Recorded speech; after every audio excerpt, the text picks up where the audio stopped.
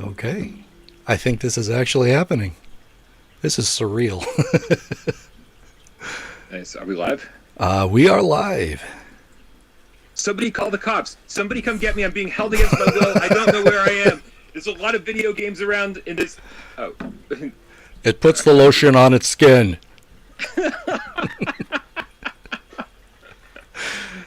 All right, let's get into it.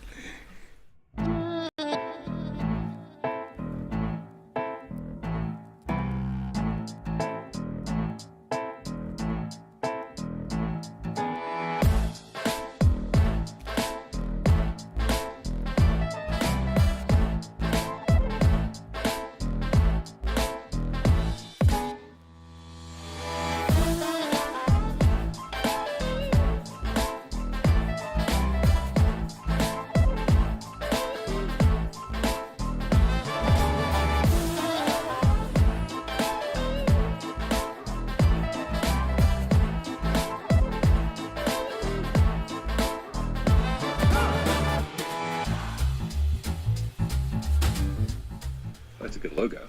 That's a good logo. Well, thank you. That's 3D printed. Klaatu Verata Nicto Game Cats, Trekkies, Lego Maniacs, geeks of all beautiful colors. This is GeekFull Things. And amazingly, this is my guest host today, Bryan Paul. I'm sure you know him from sure you know him from Without Parole. How's it going? It's going good, man. It's really interesting to be on this side of things. I get to really sit back and enjoy like my surroundings and not have to worry about getting my hands on a keyboard or a mouse. Be switching scenes and changing trailers the whole time. I'm loving this, man. Although if I'm here, you're here. Who's doing the timestamps for this show? I will afterwards. Okay, Yeah. good. You guys don't know. So I give Henry does all the timestamps for everything on Without Parole. It's insane. The dude's crazy. In case you didn't know that already, and I'm eternally grateful, which is sort of why I'm here. I figured you were doing this out of an obligation. Very much so. But it's great to have you on.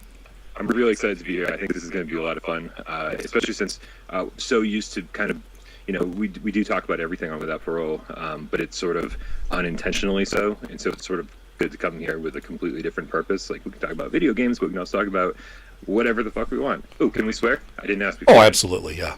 Fuck yeah. Good. I'm happy to kind of get outside the box a little bit and be able to talk about more things that I'm interested in other than just video games.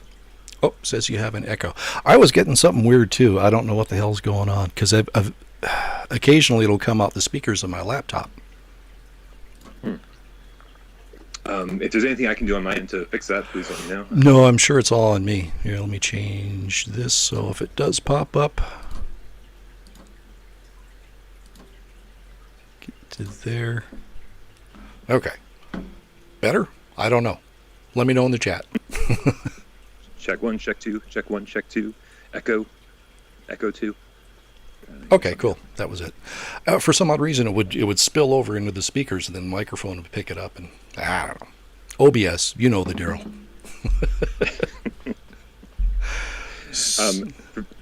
If anybody else is getting me on their show, please, for the love of God, pick a different photo of me for the thumbnail. I'll supply a different photo. Nobody asked, man. I don't know who's in charge over there at GeekFull Things, but nobody asked me anything. It was 15 minutes before the show. I'm DMing him, asking him his Skype ID. Like, I was like, this is all very well thought out, which makes me feel right at home, Henry. Because as you know, Without Parole is held together with duct tape and wire coat hangers, so this is perfect for me. I'm doing this from my kitchen table, so yeah, I can dig it. I love that you have all the arcade games in your kitchen. This is yes. It's countertops right there, and you get a little grease on the joysticks, but that happens anyway. Robert the Game Cat in the chat is blaming the technical difficulties on me just being here. This is wonderful. All right. Let me see. Okay. Do you want to start with a little game? Yeah, so you kind of explained how to play the game, and I sort of listened. So does everyone already know how to play this game, or do we need to explain it again? Maybe one or two people know how to play this game because that's all have watched before. But let's see. Let me get to my 2-shot here. It's half a minute mashup. So you take one topic. Okay. In this case, it'll probably either be video games or horror movies, and mash it up with something else.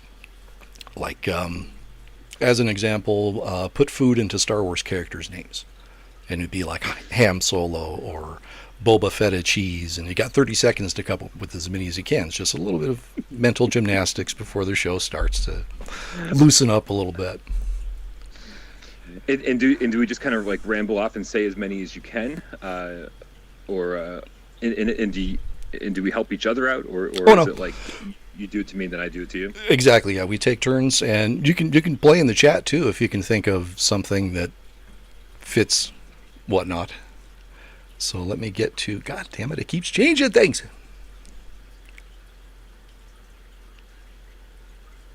Okay, let's Twitcher just. says if you Google Bryan Paul, that's the photo that you get. Yes. Okay. Oh, here we go. Yes.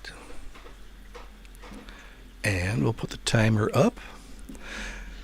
Okay. So what I got for you. Something's gonna blow up. Play a little music too. Oh, let's not do that one. Let's do this one. Can you hear that? Mm-hmm. Okay. All right. What I got for you in 30 seconds is. I just blanked out. I was thinking of it all day. Oh.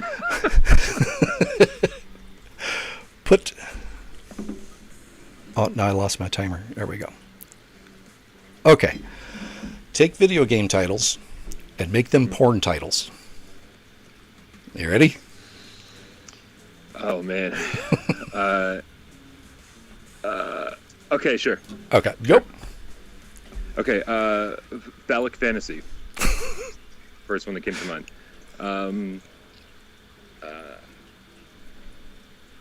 Oh shit, that was the first one that came to mind, and apparently the only good one that I'm gonna get. Other video game names.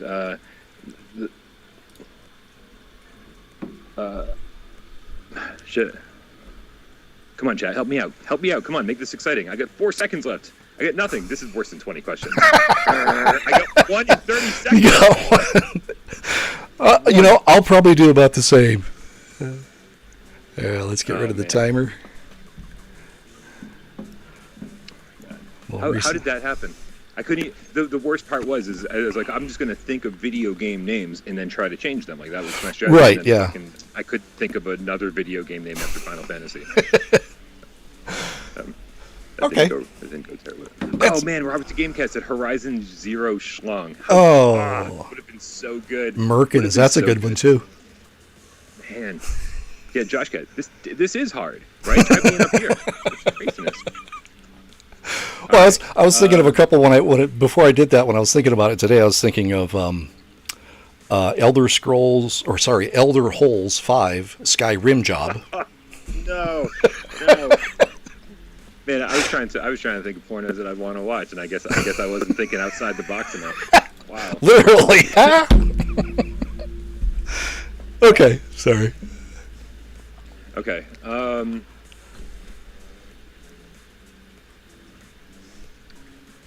I'd say take horror movies, but turn them into comedies. Horror movie names and turn them into comedies. Good God. Okay, I guess I better start. It's only fair that I'm making it hard for you.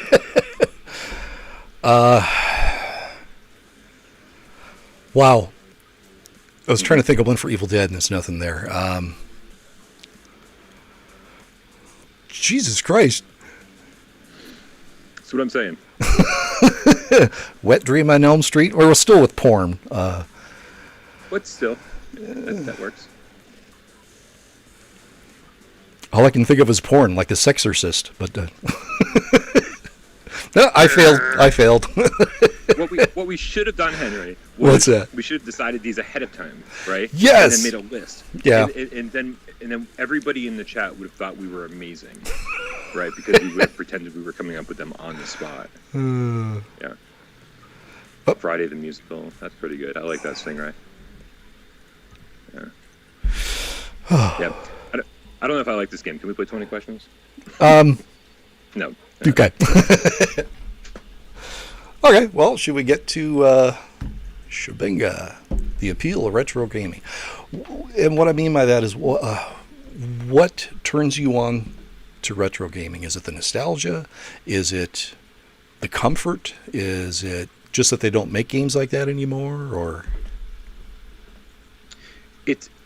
it's hard to say. I think what I like about retro gaming is that it's a known quantity. Like if you say, hey, let's talk about PlayStation 5, and like this conversation could be outdated tomorrow, right? Because of maybe a new PlayStation 5 game will be announced by the end of the generation. No one will be even talking about the games that we're talking about right now. But as somebody who's a collector, as somebody who like loves just putting video games up on a shelf as much as taking them off the shelf and playing them, I like to know that there's like a finite number of them. And so for me, it's the collector part of me seeps in and says, well, there's only 55 N-Gage games.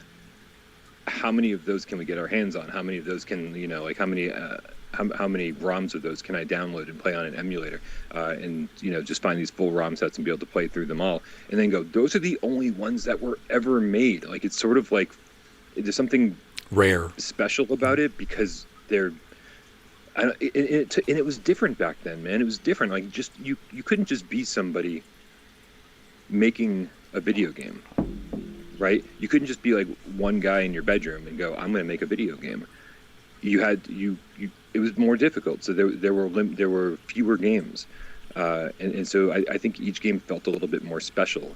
And adding to that was the fact that we were kids, and we didn't have $50 or $60 to spend on every single game that we wanted. And there were very seldom $20 games, right? So like you had to wait for your birthday, you had to wait for Christmas, and you like for me at least, I only got 2 video games a year, and that was a good year. And so they were always special as a kid, and now being able to go back to them and kind of and go, oh, I always saw. It's funny because I never played Splatterhouse until I was in my early 20s, because there was this where I grew up, there was this electronics store. We'd go in, and behind the shelf was Splatterhouse 2 for Sega Genesis. And I was like, just the title alone made me want to play it, but I never got to, because I knew that there was no way in hell that my parents were going to buy me a game called Splatterhouse. Right. And so and so being able to kind of go back and discover what those games were that I'd heard of or seen pictures of in magazines, and actually play them and get good at them and beat them, that's to me, that's, so I guess there's a lot of nostalgia involved. Yeah. But I don't know, man. I feel like I just went on a long rant, and I'm not sure if I came to any good answer. Is the same thing for you, or do you have a completely different answer? It kind of depends on the game, because there are certain games that, like arcade games are really my big thing before I got a console. So anytime I hear Moon Patrol, the do, I'm there. I'm looking for quarters, and the pinball. I still love pinball. But it's a little bit of both. It's some games bring back memories, just like certain songs do, certain movies do. And there's some games that they just don't make them like that anymore, except for maybe Minter. Right. Yeah, it's true. And you know what? There's also these technical limitations that developers were working with, right? And so there's any game on Nintendo has kind of like a Nintendo feel, and it was crazy to see like what certain studios could push that console to do, right? And so just adding to the nostalgia feel, it's like, well, this is, if you turn on a Super Nintendo game and you hear that music, and it's reverb to death, right? Because that was sort of the Super Nintendo sound was just that intense reverb, right? Or the clang clang clang sound of the Sega Genesis game. And TurboGrafx 16 has its own sound. Like all of these these things bring back memories, and these things, like the feeling you get from those, and then even the capabilities of what you're going to get on each of those systems too. Like, I just love seeing what different developers were able to do with the limitations that they had. There's very few limitations anymore. It's like, oh, this open world is bigger than this open world, and it's hard to get excited about that.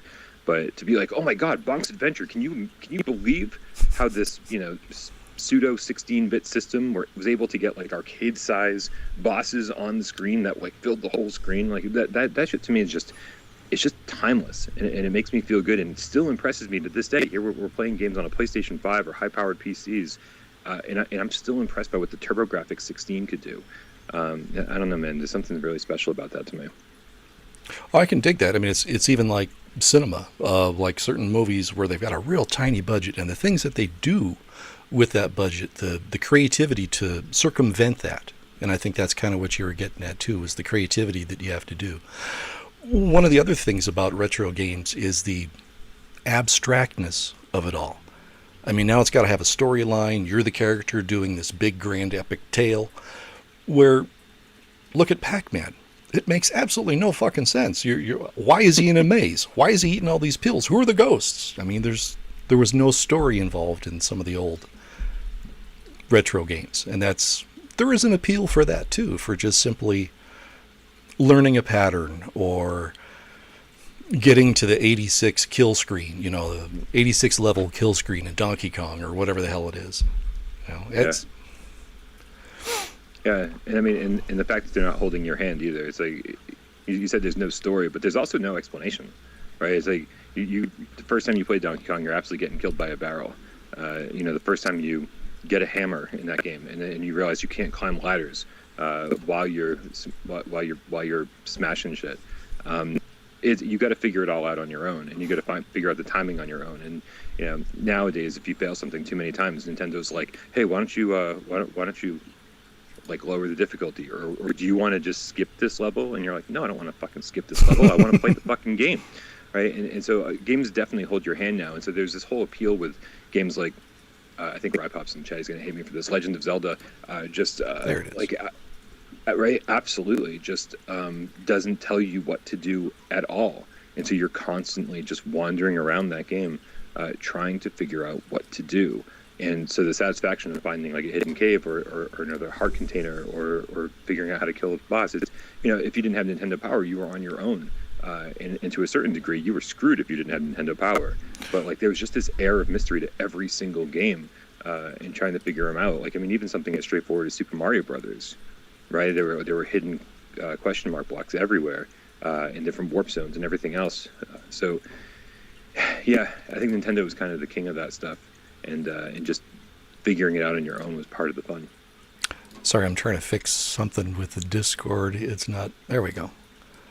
The stage wasn't shown, so I couldn't tell if anyone wanted to speak. So if you do want to speak... Are we going to take a caller? Yeah, we can take a caller if we had one, but we don't have any right now.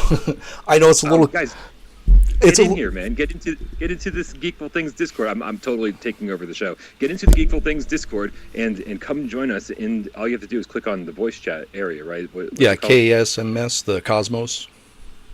Nice. Yeah, click in that, and then there's a little hand you can raise to be called to speak. I just took over your show. Oh no, cool. You're the pro. I'm a noob. But nope. And I know it's complicated, but it's the safest way, since I don't have any moderators or anything. So if someone gets on and starts spouting racism or sexism or stuff, I can just cut them off right there. So funny enough, I feel like some of my moderators are going to pop in here, and I don't think I trust them some are a little shady. I've talked to them. Some Yep. are a little shady. Yep. They're all beautiful people, but yeah, shady is the right word. Love you guys. Yeah, so if you got anything you want to add to about the appeal of retro gaming, go ahead and join Cosmos. We can always come back to topics, or if you have a topic you want to suggest, you can throw it in the chat or whatever. But I think we can. Before we move on, I definitely want to know, man, like what we kind of talked.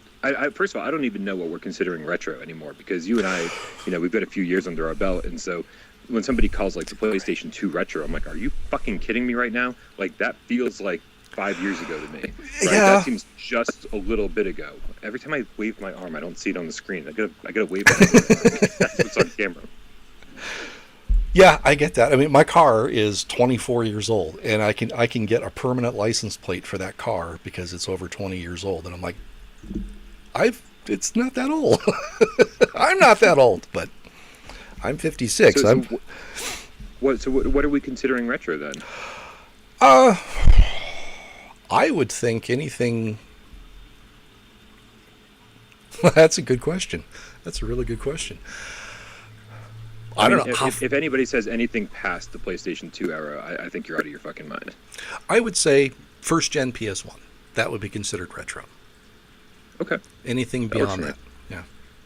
Do you have a favorite console then from the PS1 era backwards? Do you have a favorite retro gaming system to go to? Well, the Commodore 64. I still have it, and it still works. I know. He's still my beating heart. I'm so jealous, dude. My dad gave away our Commodore 64 to like, yeah, he was like the principal of the school, and like there was a janitor there who like, this was, obviously when Commodore 64 was still a viable platform to use. There was a janitor there who was like very interested in getting into gaming and like had kids of his own and stuff. And so my dad actually gave away the entire thing, and we just had like hundreds of games for it, dude. And like emulators just don't do the trick, man. Like I don't have a good controller to play Commodore 64 games with, and dude. But I did play the Goonies recently. On C64, which was one of my favorite games growing up. And I'll tell you, muscle memory does not go away. I can play that game with my eyes closed. I can tell you how to exactly where, because the Goonies on C64. It's like the only good Goonies game we ever got. It's nothing like the Konami Goonies 2 on NES. I don't remember the Goonies that well. I don't know if I had a copy. Most of the games I had were pirated, but there was no internet back then, so we pirated locally. All us buddies would get together with a bunch of blank floppies and start copying to other discs and stuff. But yeah, we did some similar things. We definitely purchased our fair share, but there were bulletin board services back then. We were using our 1200 baud or 2400 baud modems and dialing up to local BBSs and stuff, and download. How long did that take?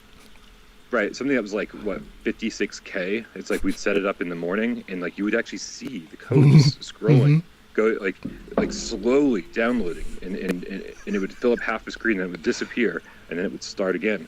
And so if there were no interruptions in the phone service, we'd start it before we went to school or went to work or whatever. My parents went to work, I went to school. And then when we came home, we were lucky if it was done and it hadn't got interrupted. Then, we have a new game. Like 56K took 9 hours. Yeah. I had a strip poker game, and it was. You remember the graphics on there? They were just cartoony and super blocky and. Yep. It would take about 5 minutes for the image to load. Like this. Not only do I not like poker, but this is just boring. Wow. I had. It was a good time though. All my friends had NESs, and so we couldn't really justify like buying an NES when we had a Commodore 64 when it was and games were available just by copying them from friends and stuff. And so I do have really really fond memories of the Commodore 64.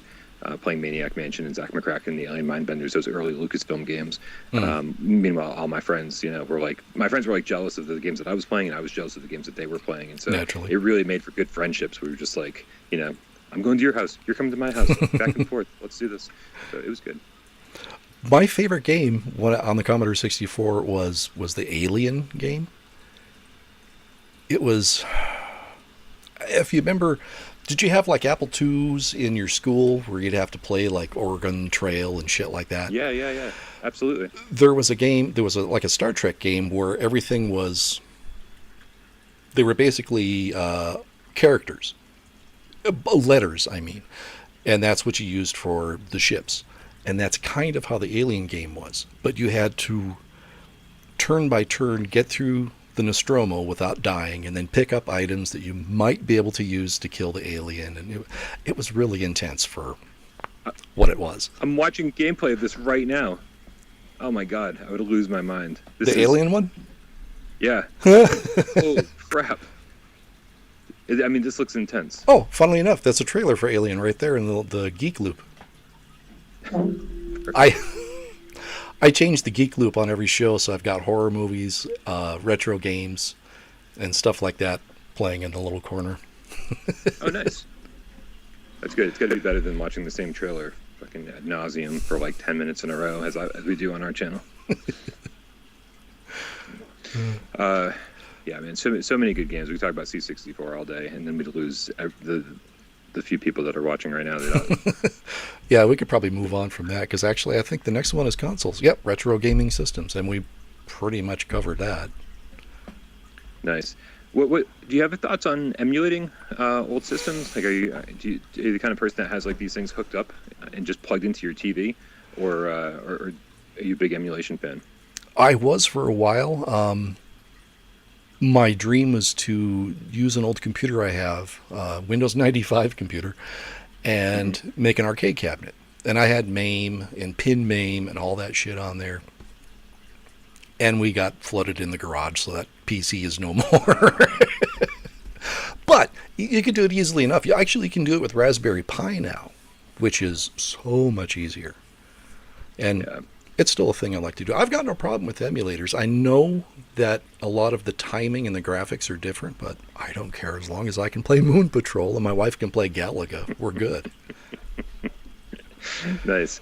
Yeah, there's been all sorts of different emulation machines, and man, I just haven't found like a good answer to anything yet. Like, it's just so complicated to have old systems hooked up to new TVs, and it's no fun. You can run things through FrameMeisters to upscale them to make them look good on TV, but then like you're dealing with SCART cables, and Yeah. my place is a disaster already, and I've got cables like crisscrossing the floor, like 50-foot HDMI cables running from room to room. It's ridiculous. It already looks like a mad scientist laboratory. I don't need more of that. So I can't wait till there's like just some good solution.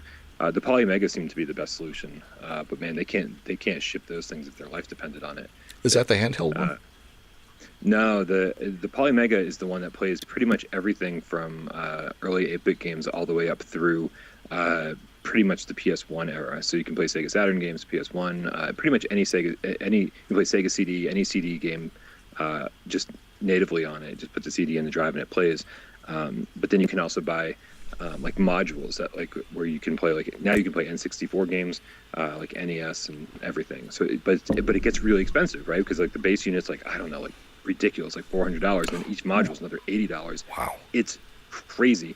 And they're having such shit. Like I actually bought one a year ago, and like they still have no idea when they're going to get it to me. Like people were asking them how many units they're getting out, and they said we'd be lucky if we were shipping 50 a month. I'm like, just give me my money back. This isn't going to work out very well. Like, I'm never getting this thing ever. By the time I get one, there's going to be a Polymega 2 that actually plays PS2 games. Yeah. Ooh, that would be nice. That would be nice.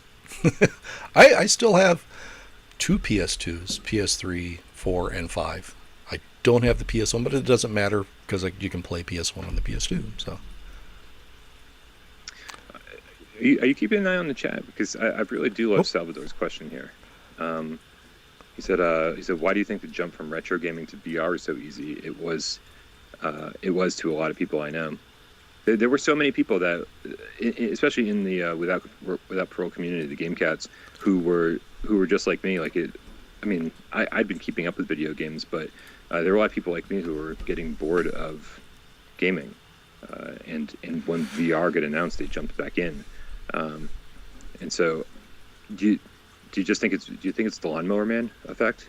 It's like, this is just what we've been waiting for since the early '90s, and now that we finally got it, people were like, "Oh, sweet, let's do it." That could very well be, because I know a lot of people like myself have been waiting for VR, and I was a little bored with flat gaming too, with how many different Skyrims can you play and how many, Assassin's Creed. It was just like, oh, this is the same shit over and over. But VR is literally a whole new world, and I think you're froze. That's probably on my end.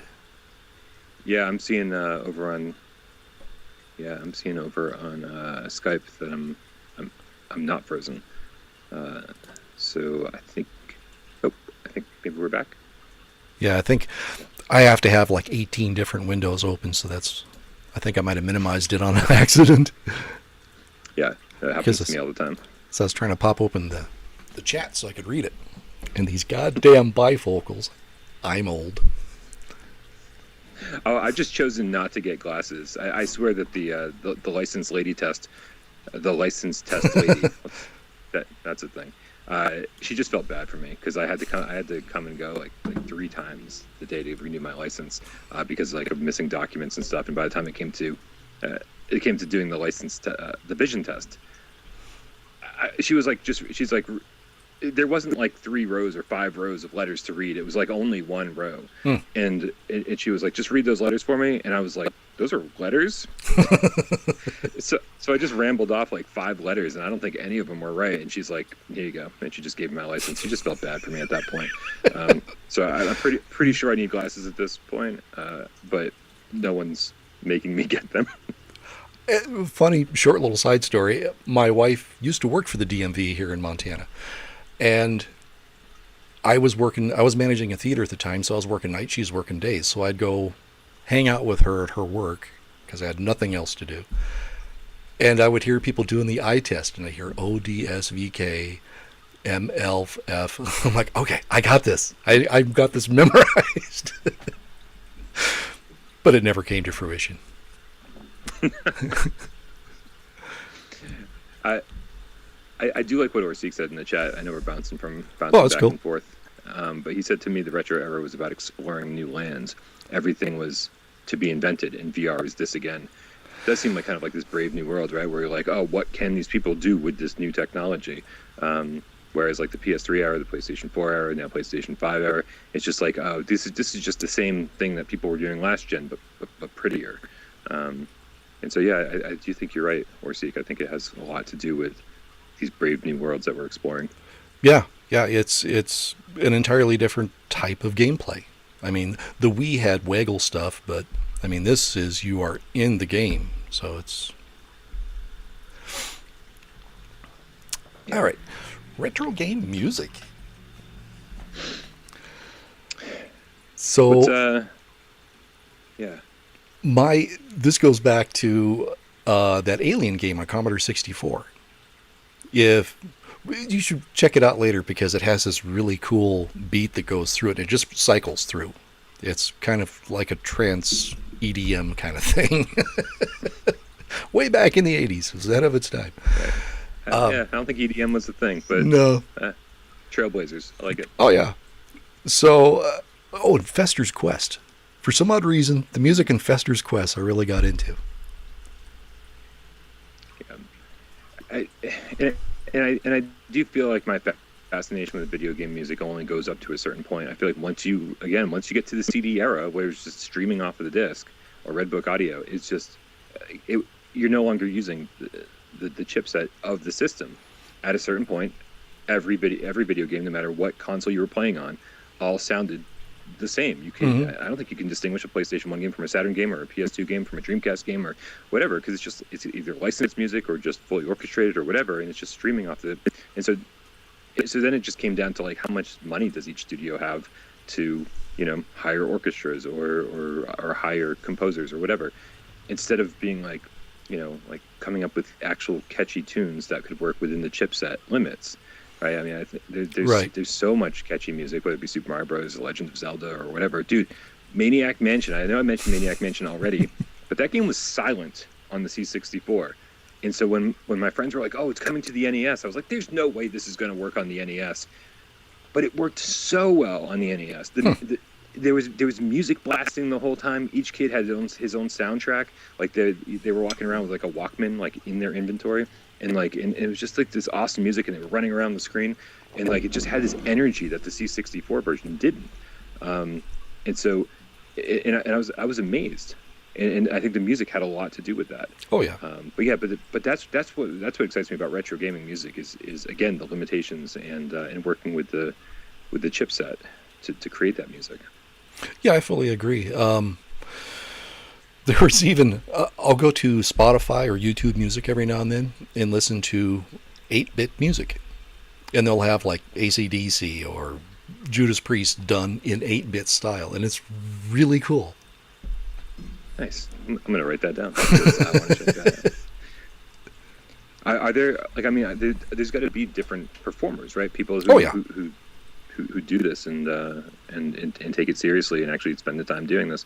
So do you end up seeing like the same artist on Spotify over and over again? Yeah, damned if I can remember their names though, because yeah, you're just using them for their art. Exactly. Screw them. We got ours. That's one of the things that's bad about Spotify and YouTube is you don't really buy any albums. You're not really supporting the artist, but I don't know. I'm cheap. Yeah, it's all good. It's all good. Yeah, I don't know. I'm trying to think. I really do think like when on the Super Nintendo, like some of the music in that was just so good. Like especially since I was a Sega Genesis kid, and so you know, really. There's something very distinctive about the Sega Genesis, but it was really the music on that platform was generally not very good. Like you could point to Sonic the Hedgehog and be like, "This is iconic music." Yes, it is, but like that kind of stuff on the Genesis was so few and far between. Meanwhile, you jump over to the Super Nintendo, and it all actually sounds like different instruments, like orchestrated. The Final Fantasy games in that on that platform are just absolutely incredible. And really, I think for the first time. I think I made a connection regarding music in games. I know I just talked about Maniac Mansion on the NES, but really I think the Super Nintendo was when I was blown away by music on consoles. And yeah, I mean that's part of it for me, right? Going back and playing those old games, the music is such a seminal part of the experience, I think. Definitely, yeah. That's why I put it as one of the topics, because I figured if you were like me in that sense, that the music had a big part to play with the nostalgia, the enjoyment of the game. I don't know who Carpenter Brute is.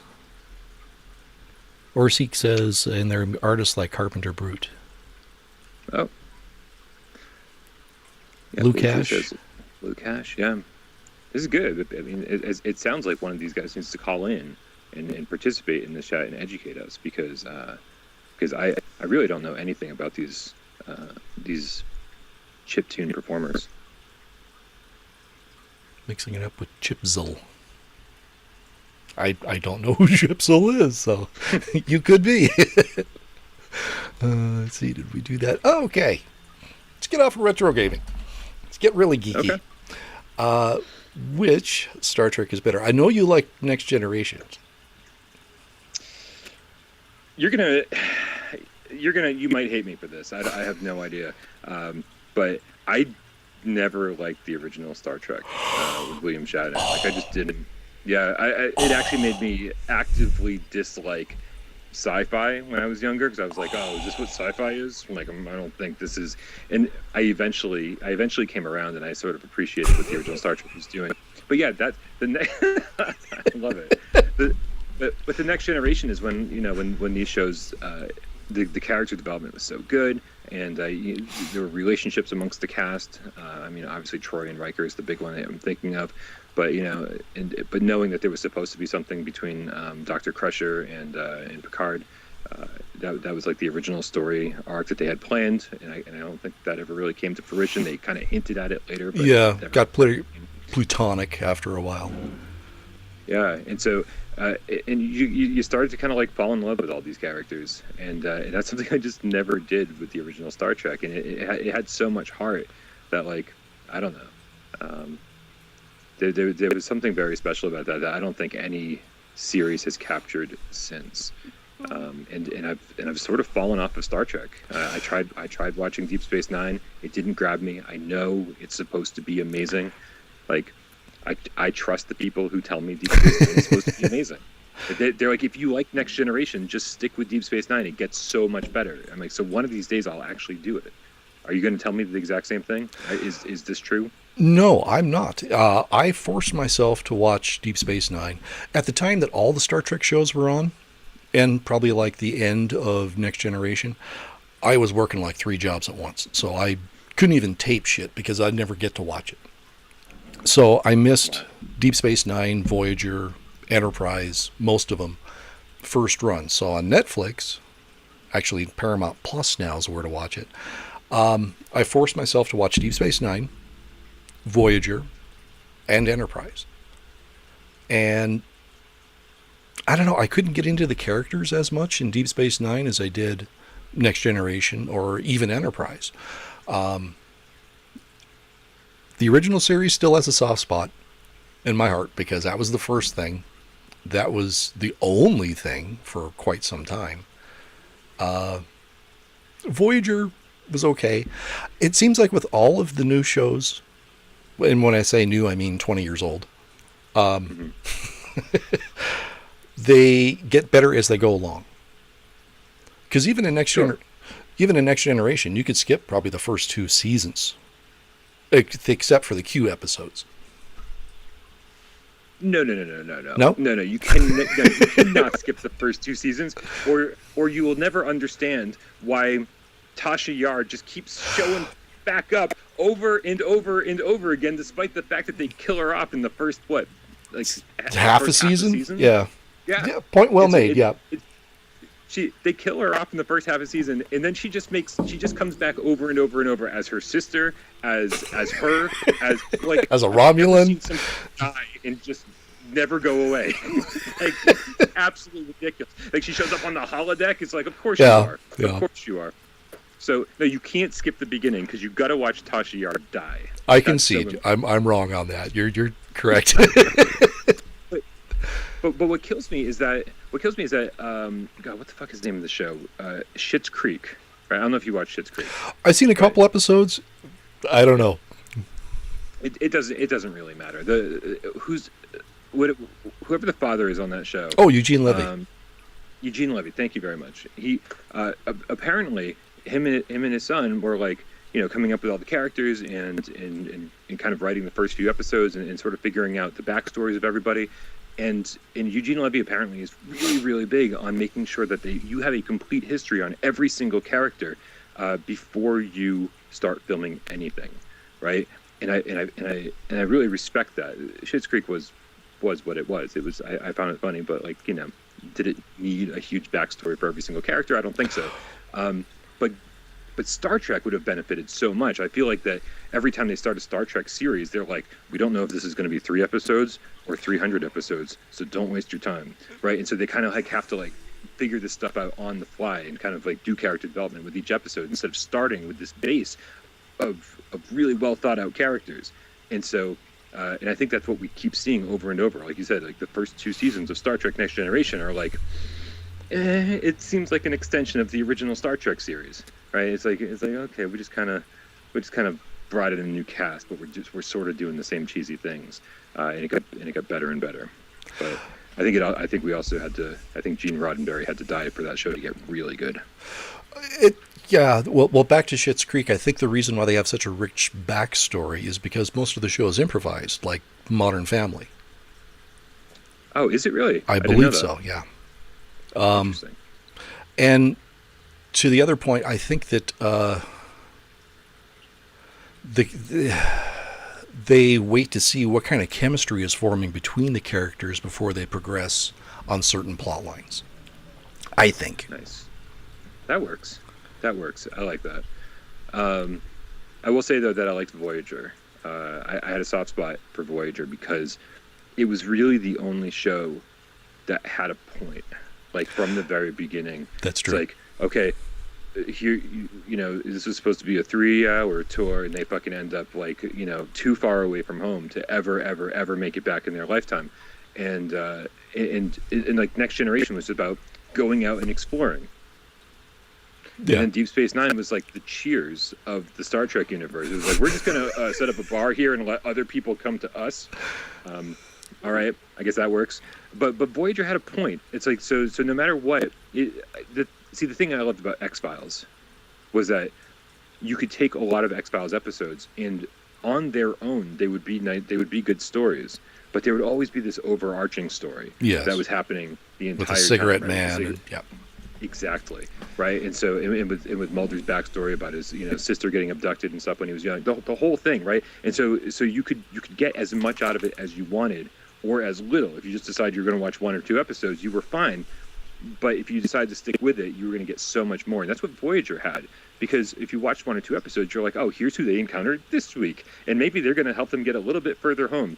Or you could be there for the journey and be like, are they going to fucking make it? And I fell off before the end, so I don't know if they ever made it. I tried to go back recently and just like watch some of the last episodes, and I was like, I have no idea what's going on. I'm not doing this. Well, that was probably the birth of Star Trek having interwoven storylines and long plots, with the exception of, naturally, Deep Space Nine. And Orseek makes the point for me in the chat that I was just about to make where was it? I lost it. Well, he's talking about the Dominion War. Yes, exactly. That was a pretty big arc. That lasted several seasons. And the stuff with Sisko being the prophet and then the people in the wormhole. But it wasn't really that captivating to me. And the thing about Star Trek that I really love is the allegories.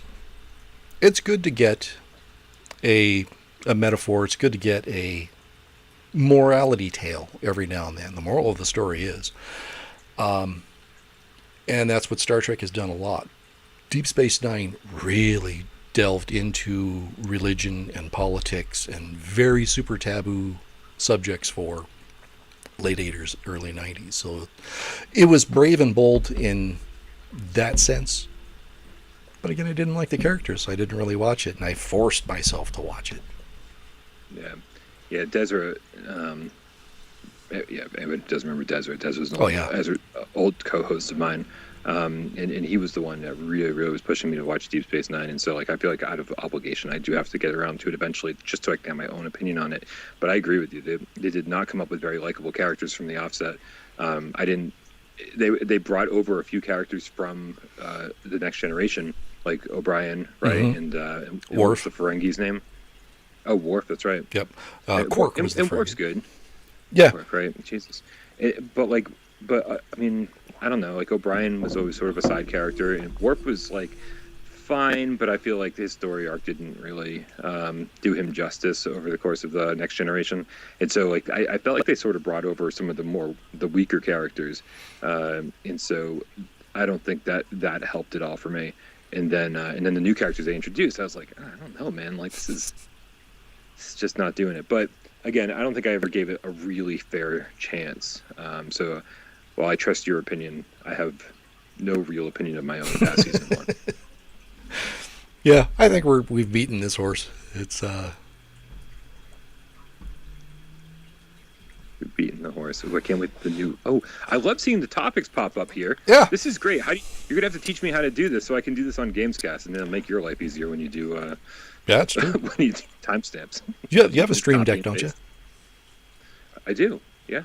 Yeah, that's basically yeah. Oh, do you have a different button? Sorry, we'll get back to you guys in just a second. Do you have each of the topics assigned to a different button on the Stream Deck? In a folder, yeah. I've got folders within folders and pages, and I've got shit everywhere. Well, I'm a geek. I don't have folders. I don't have folders. I just have shit everywhere on OBS, and it's like I'm like scrolling through. I'm like, how do I make AJ big? Oh, there it is. Boom. Okay. Yeah, I'm an absolute disaster. No one should let me do anything. So, pizza and coffee, dude. This is a great topic.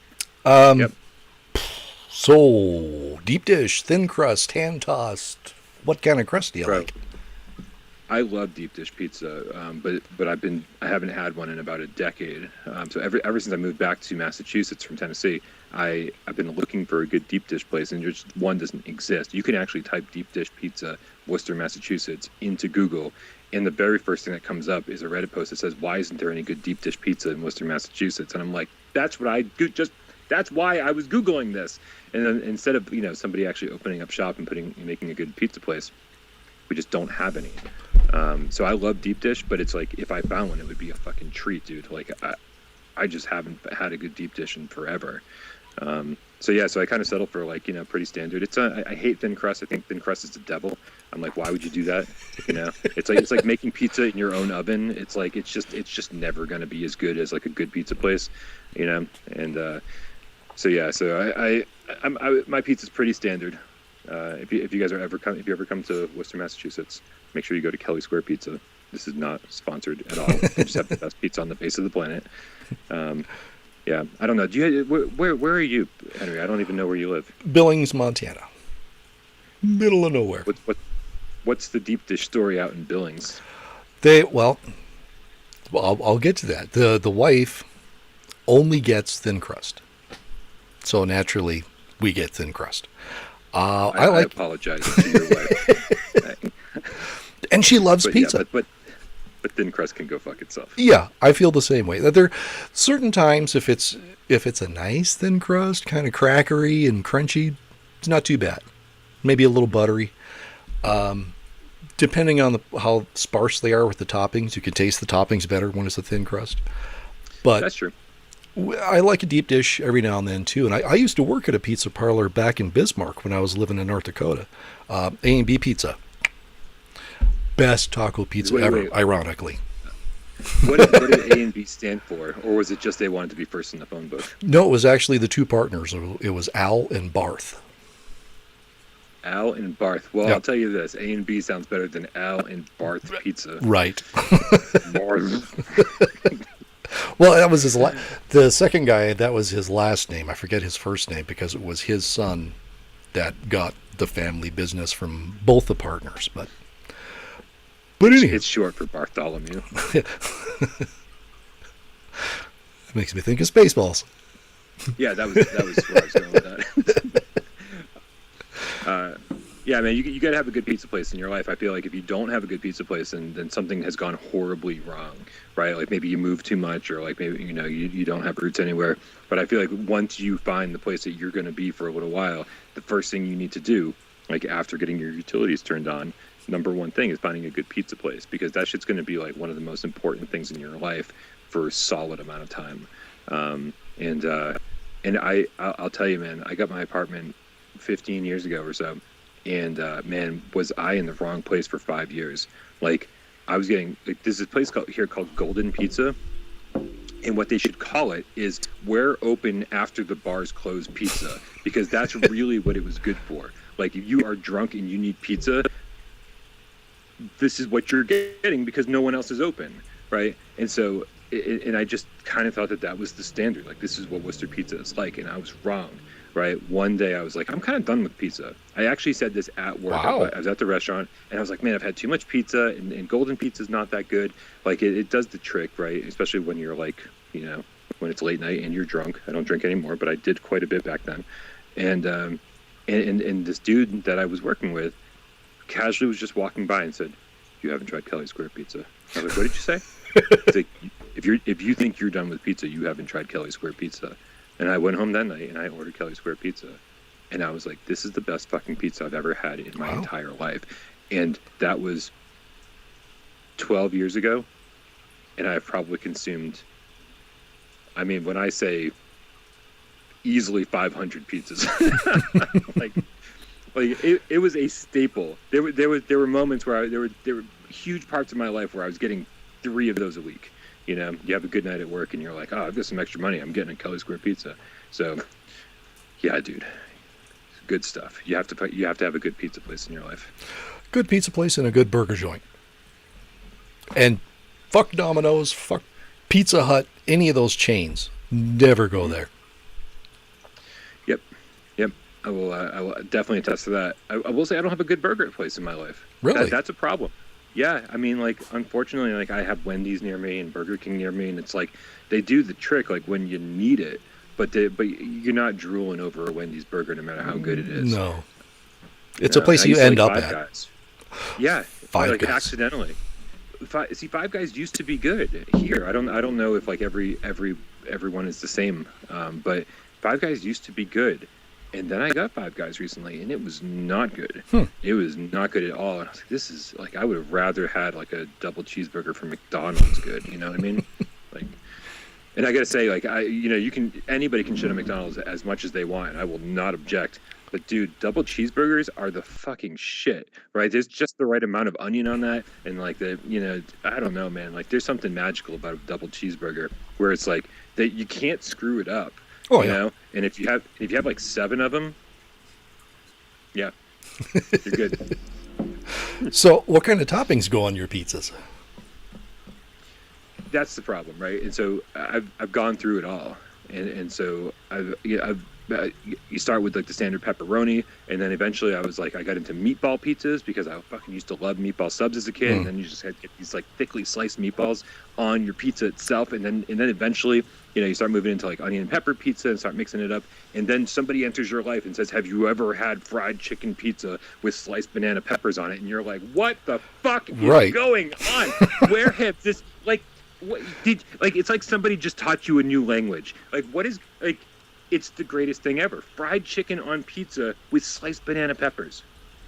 That person is no longer in my life, but he entered my life to teach me that.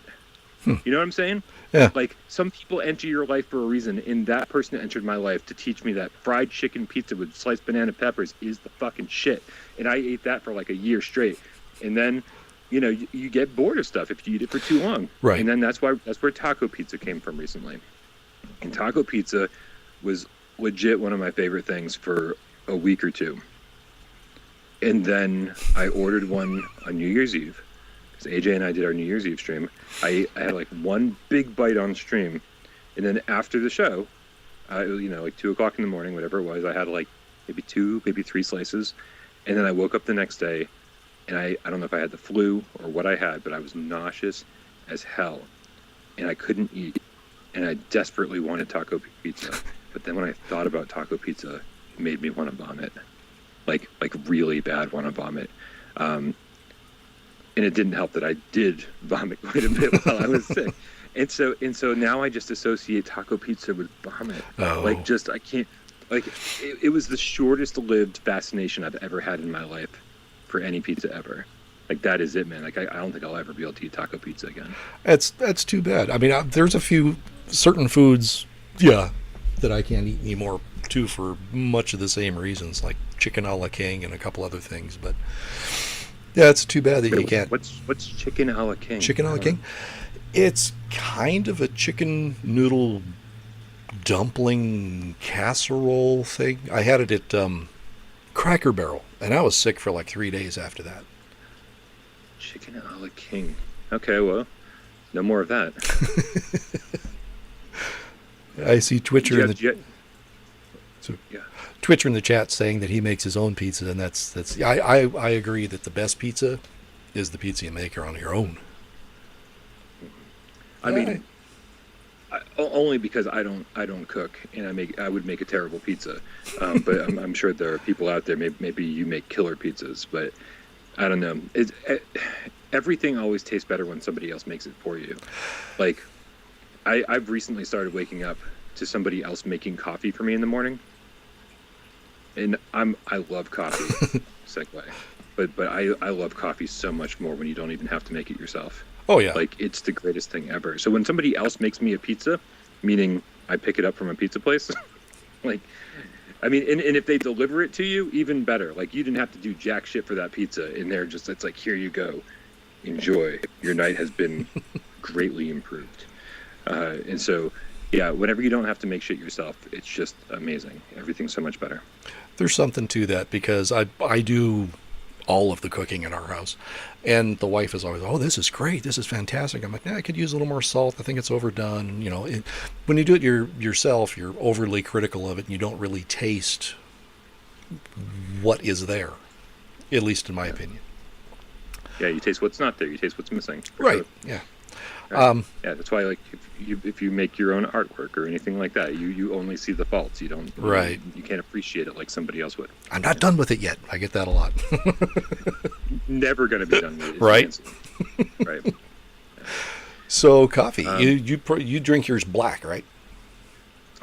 Yeah, I'm currently drinking it black because I'm also running low on it. Oh. And so, like, I'm in my head, I'm like, I wonder how quickly I could run to the coffee. But every so often, and especially like after I was sick recently, like I needed something to sort of ease me back in, because black coffee can certainly do a number on your stomach, and so if you're nauseous, it's tough to drink it. And I tried to drink it black, and I immediately threw it up. And so I needed, what is it, Coffee Mate or whatever the hell it is? But they always have like these really thick creamers that are flavored. And man, the French vanilla, like, I mean, it's like drinking sugar, because that's exactly what it is. But it's amazing. So like if when I need to mix it up, I do get that. But man, black coffee is really my lifeblood, I think. I use creamer, but I usually get weird flavored shit, like caramel macchiato is what I got in mind right now. Nice. Do you want to grab more coffee? I could probably hit the bathroom real quick. We could take a couple second break. Whoa, an intermission? Dude, we need to add intermissions in the Gamescast Live. I've got a button for that. Nice. Hell yeah, man. I only need like 20 seconds, so I'll be back long before you talk. Yeah, bathroom's right there. So, all right, we'll be back in just a moment.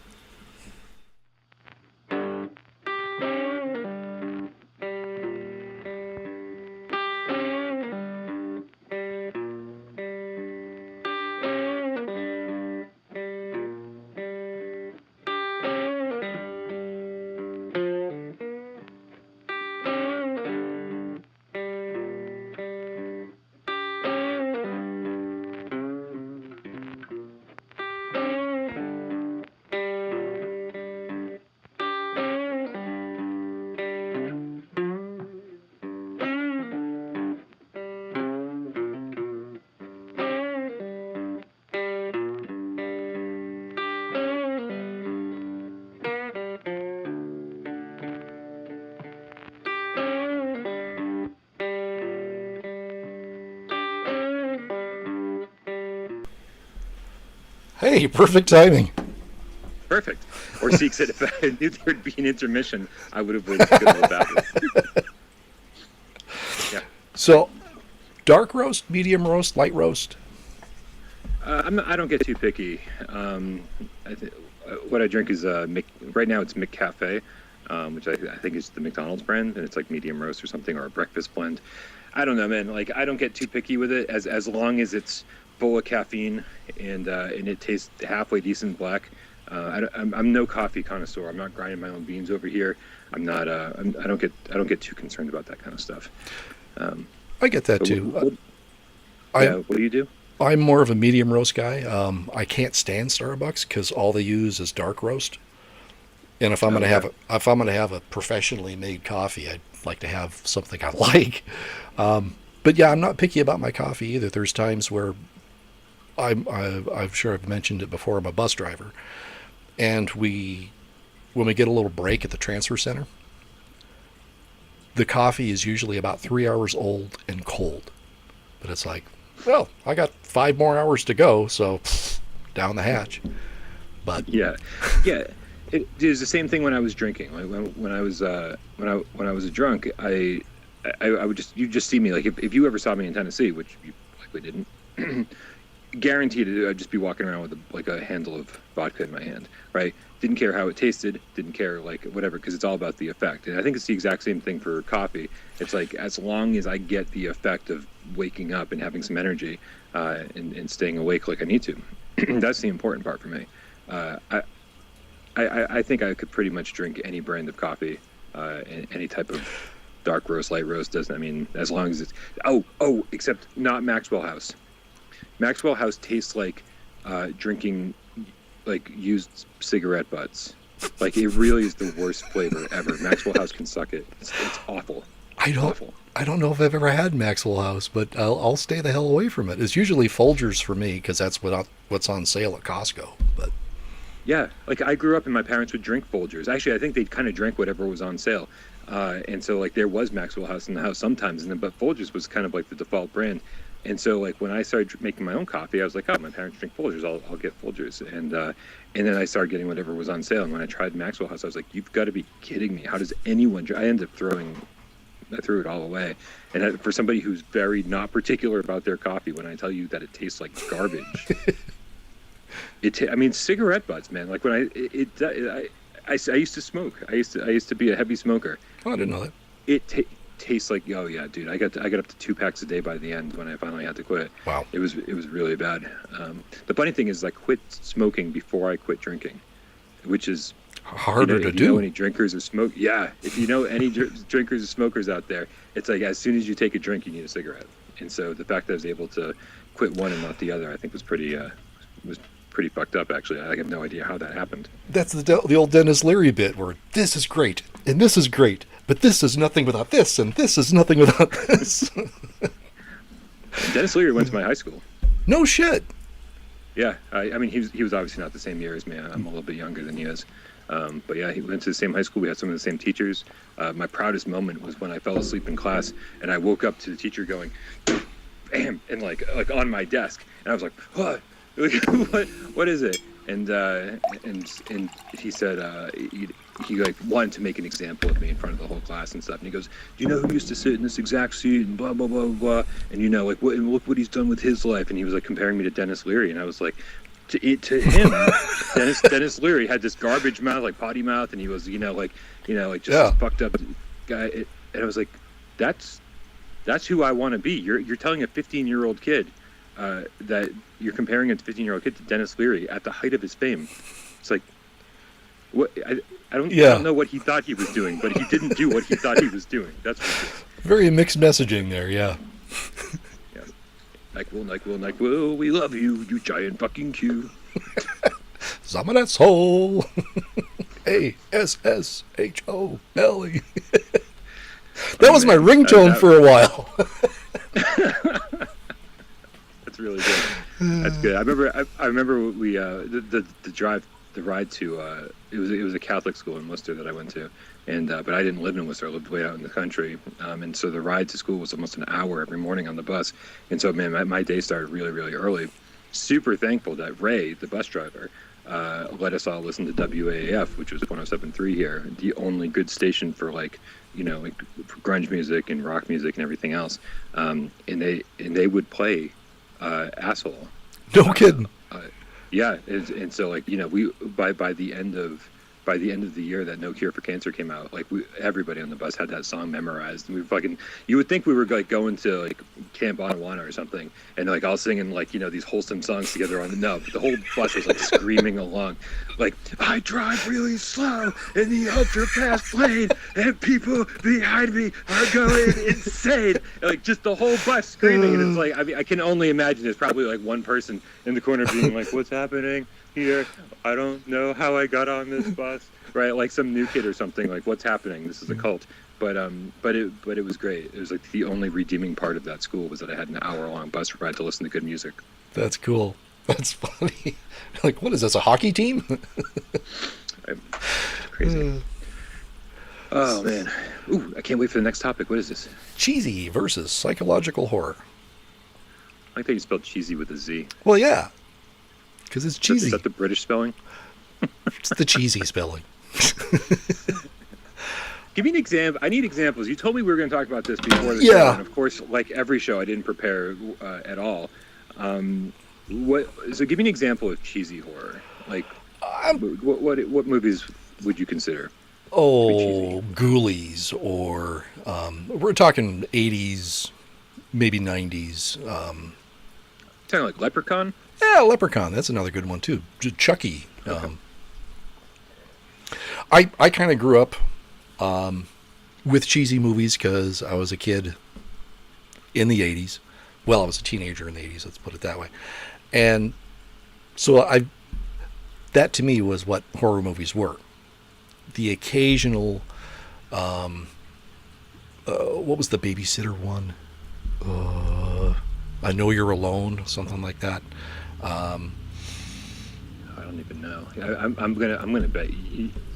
As somebody who loves horror movies, I have this huge gap in my horror movie knowledge because I do kind of avoid the cheesy horror movies. I've definitely seen a ton of them because they're the kind of things you watch with friends. Back when Michelle and I were dating, she had picked up the entire Leprechaun collection on DVD. It came in one little case, but there was 7 movies, and I was I didn't even know there were 7 Leprechaun movies. This is going to be awful. And she said, yes, it is. And we just fucking blasted through and laughed so hard at every single one because they actually got worse. If you can believe it. Have you I seen can all believe 7 it. Leprechaun movies? No, I maybe 2 or 3 of them, and I'm like that. I'm Yeah, out. but by the time they got to Leprechauns in the Hood, Right? you're just like, this is. I don't even know how to react anymore. Like there was like a rap song that the Leprechauns would walk around and sing. I mean, it was insane. Wow. And then there was Leprechauns in Space, of course. So I don't know if they were just taking off of like other horror movies at the time, like Friday the 13th or whatever. Right. Jason X, right? So, but those are. I don't appreciate cheesy horror movies on my own. Like these are the kind of things you watch with friends, smoke some pot, get real high, laugh hysterically at them. And then but for me that means the horror element goes away completely. That means they're just funny now. That's exactly it. I mean, it's an entirely different genre. It's not scary. It's a splatter fest. It is to be enjoyed and laughed at, like a Fast and Furious movie. It's just a bunch of fluff. And Yeah. what did Twitcher said something? Would you classify Evil Dead as cheesy? They certainly had a fair bit of slapstick in them. That's a tough one. Yeah, I borderline on that one because what they did. It's certainly a B movie, right? And there are yeah. cheesy elements, but to classify the entire thing as cheesy, I think would be doing it a disservice. I think Evil Dead 2 and 3 were specifically trying to be funny, where stuff like Leprechaun, I don't know. I think they were trying to be scary, and it's just bad. At first they were, but by the time Leprechaun's in the Hood and Leprechaun's in Space, like there was no way. No, you can't take that seriously at all. No. But yeah, so I think you're right. I think Evil Dead started off with all the best intentions of being a true horror movie, and that's why I like horror movies because of the horror. I like being scared, right. And so as soon as you remove that element, I always tell people when it comes to horror movies, I have a totem pole of the things that I like, right? And at the very, very top, it's like supernatural and paranormal, anything, like, right? So like Paranormal Activity and demonic possession. Conjuring, that does it for me. Insidious, yes, absolutely. The original, like the Poltergeist, The Exorcist, like all of the classics. Those are at the very, very top. Especially since the whole Catholic school upbringing, right? And I'm like, I am actually scared of like my soul being possessed by a demon. Like that I don't believe in things like God and the devil or whatever. Like that kind of stuff is sort of faded off. But this inherent belief that like my soul is up for grabs by like demons, that was one thing I just can't shake. And so I do believe in ghosts, and so things about ghosts and the supernatural. It's more real to me than probably most people because I've experienced these kind of things. Yeah, you've got a ghost in your home. I do. Shit gets crazy here. No one believes it, but what are you going to do? I need to set up like tons of cameras around here and try to capture something. But I will say, after 30 seasons of Ghost Adventures, if they haven't captured anything, I highly doubt that I'm going to capture something. Zombie says Sharknado. Yeah, Sharknado is a great example. I actually think that Robert the Game Cat in the chat, he says Killer Clowns from Outer Space is 100% #1 cheesy horror movie. Dude, I was just the right age to catch that shit on HBO. Like, I don't know how old I was, but I was just too young to watch it because it terrified me. Right? I didn't see it as a funny movie or even cheesy horror. It was terrifying when I was a kid. Now I grew up. I actually literally watched Killer Clowns from Outer Space last week or the week before. For the first time? No. Oh, okay. I think I saw it like when I was 8 years old, and then I, watch it here and there throughout the years. But then sometimes things don't age well, and so you don't know unless you watch it recently. You're like, oh, how good was this? By the way, Teenage Mutant Ninja Turtles, the first one, not a horror movie, but just have to say somehow that aged so well. That might be a better movie today than it was when it first came out. The original Teenage Mutant Ninja Turtles movie, if you haven't seen it recently, watch it again. It is still so fucking good, and I don't know how. It was like some independent art house movie that somehow got the license to TMNT for the first movie, and it was so good. And it's right up my alley, man. It's like Raphael's like sitting in the bathtub, and he's like so emo and shit because like he's like because Master Splinter is like missing, and they're like he's just all up in his own head and stuff. Like it gets really dark for a supposed kids movie. That's the Jim Henson ones? The original Turtles movie? Yeah. No. I thought that Jim I Henson forgot. did the suits for the original one. Oh, maybe. I have no Yeah. idea, but it certainly wasn't a big budget movie. No, I think it was New Line, which at that time didn't have Lord of the Rings or anything. They did like Nightmare on Elm Street. So, yeah, it was pretty low budget. But they did it so well. But Killer Clowns from Outer Space, like that, I was like, oh man, there's no way that I'm going to enjoy this as an adult. Like I bet it's terrible. And I watched it like 2 weeks ago, and I just enjoyed the fuck out of that movie. It was so much fun watching it again. Obviously not scary anymore, but it was just so enjoyable and goofy and fun. I loved it. Well, it's got to be better than the Michael Bay ones. Yeah. Everything is better than the Michael Bay ones. Oh, yeah, man. Or Seek says, I still have that TMNT movie on VHS tape. Dude, that was like the first VHS tape I ever owned. Like that in like the Indiana Jones trilogy. Because after I saw The Last Crusade, man, I was so addicted to that shit. I watched it like 1,000 times. But those are the first movies I ever owned. The original TMNT and the Indiana Jones trilogy. Amazing. I probably wore those tapes out. I've watched each of them hundreds of times. This is an interesting question that I think it was Orseek, myself, and Awesome Tatum in the Discord chat.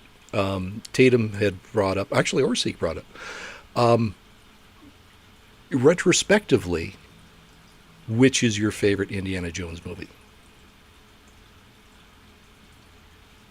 That's tough. Because I saw Last Crusade first, and so there's always like a special place in my heart for that, right? That's where I got introduced to Indiana Jones, and so going backwards, I think then I watched Temple of Doom, and then I watched Raiders, and I think in those movies are not that Last Crusade is like some kind of lighthearted adventure or anything like that, but compared to Temple of Doom, like Om Om Shiva, Om Om Shiva, Om Om Shiva. Fucking beating heart in his hand, like doom, doom, doom, Karima, Karima. Like I mean, just like out of control, dark, right? For Indy, and it was so good. It's so good. I don't know. I think if Temple of Doom didn't start with a musical number, it might be top on my list. But that kind of shit just like really kills me. I'm like, get your musical number out of my movie. I do enjoy musicals, but not in my Indiana Jones movies.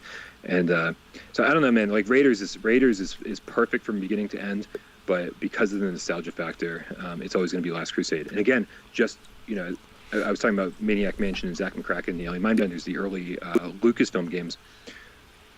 The Indiana Jones in the Last Crusade graphic adventure game, because I was so obsessed with the movie, I needed that game in my life, and the Commodore 64 did not get a version of that game. I think that was the first one the C64 didn't get, and so we had to get a PC. And we just happened to get a PC around the same time, and so I was able to play it, and dude, I was like just in love with that. Like it followed the movie so closely, but like there were like little extra things, and the puzzles were so well designed. And so I mean, I think Last Crusade was like a whole year of my life. So I don't think it would be fair for me. You learned that the dog was named Indiana, Right. That his name's not really Indiana Jones. And Sean Connery. So good, man, so good. When Sean Connery is manning the machine gun on the biplane, and he's like, right, they got us. And he shoots the tail of the plane himself, and he just fucking straight up lies to his kid. He goes, "I'm sorry, son." As parents do. And I'm fucking classic, man. Like Indy always had like this level of humor that I appreciated, but I think the addition of Sean Connery and the relationship between the two characters, the father and son, was just so perfect, and the comedic level there was, they never took it over the top. It was always at the perfect level, and so I've got to say Last Crusade, man. What about you? Did you also have a 20-minute rant? Maybe not 20-minute, but it's we all three of us actually came to the same conclusion that Temple of Doom. It was. Oh my God! I was maybe 18 when I saw it, and it was terrifying. I mean, screw all the Friday the 13th movies, anything that I'd seen, but that was fucking freaky. And that right there sold me on it. I mean, Last Crusade is really good and has some great bits, and it has young Indiana Jones as well, and it's got his dad, and you find out about Indy being the dog's name and all kinds of stuff like that. But yeah, for me, it's Temple of Doom, and Tatum and Orsic said the same thing, because that was what Orsic. That's why he brought up the question was. He was always Raiders. But then after watching the trilogy again, fuck the fourth one, was oh god, yeah, we cannot talk about Crystal Skull. That was that was a parody. That was. I mean, do you have any faith that they're going to make a good Indiana Jones movie again? Like the trailer for the new one does look good. I saw Stinger in the chat saying he's excited about it. But like I don't know if I trust him at this point to make a good indie movie. Well, I'll give him one more chance. I mean, I've given Star Wars I don't know how many chances, so I'll give Indiana Jones another chance. I'm sure on paper that Crystal Skull had, I don't know, was J.J. Abrams involved in that at all? Because it always takes, let's do this. Oh no, but we're doing this. That was, and the CGI was awful in it. The monkey scene, this ants scene, everything was just like, what are you doing? This isn't Jurassic Park. It's not. But yeah, I have faith in the fifth one. I think it should be good.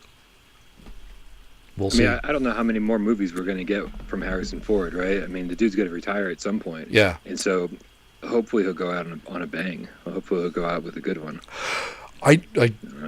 I know you were into comics. I don't know if you're into comics at this point, but do you know anything about the Red Hulk? I don't. How much do you know about Hulk? Do you know about Thunderbolt Ross and his daughter and Bruce Banner dating? Okay. No. I am super out of the loop. Let me tell you what I know about Hulk. I only know anything that happened. The Onslaught series that happened. Oh yeah. It like went through the entire Marvel universe. Like I followed that series. I still own all of the Onslaught comics. Nice. Like I followed that. That was my entryway into Marvel. But when it was over, it had been so overblown and so bloated, and had gone through so many books, and I picked up so many. Right. It was also my exit. It was also my exit from the Marvel universe when it came to comics. So I started and stopped, because it was just too much. But it was good. It was good. So. Yeah, what's the relevance of Red Hulk here? Well, in the Red Hulk was a character that they had for about a year, and you didn't even know who his real identity was. And it was like, where the hell did this Red Hulk come from?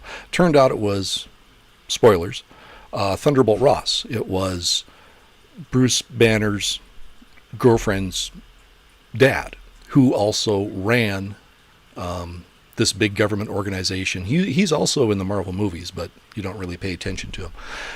But okay. The new, since I forget the actor's name who played Thunderbolt Ross in the movies, but he passed. Hurt, William Hurt. So they cast Harrison Ford as Thunderbolt Ross, which is really good casting, but it was just a little side note. A geekism. Yeah, I mean, do you think when Harrison Ford dies, I don't mean for this to be like super down about about Harrison Ford being like, oh, he's old, he's going to die soon or retire soon. I don't want that to be the message here. But do you think Indy dies when Harrison Ford dies, or do you think they can actually successfully pass the torch to another character? Because that's what they felt. It felt like they were trying to do with the Crystal Skull. Right, unsuccessfully. Like no one fucking wants that. Yeah. No one wants Shia LaBeouf.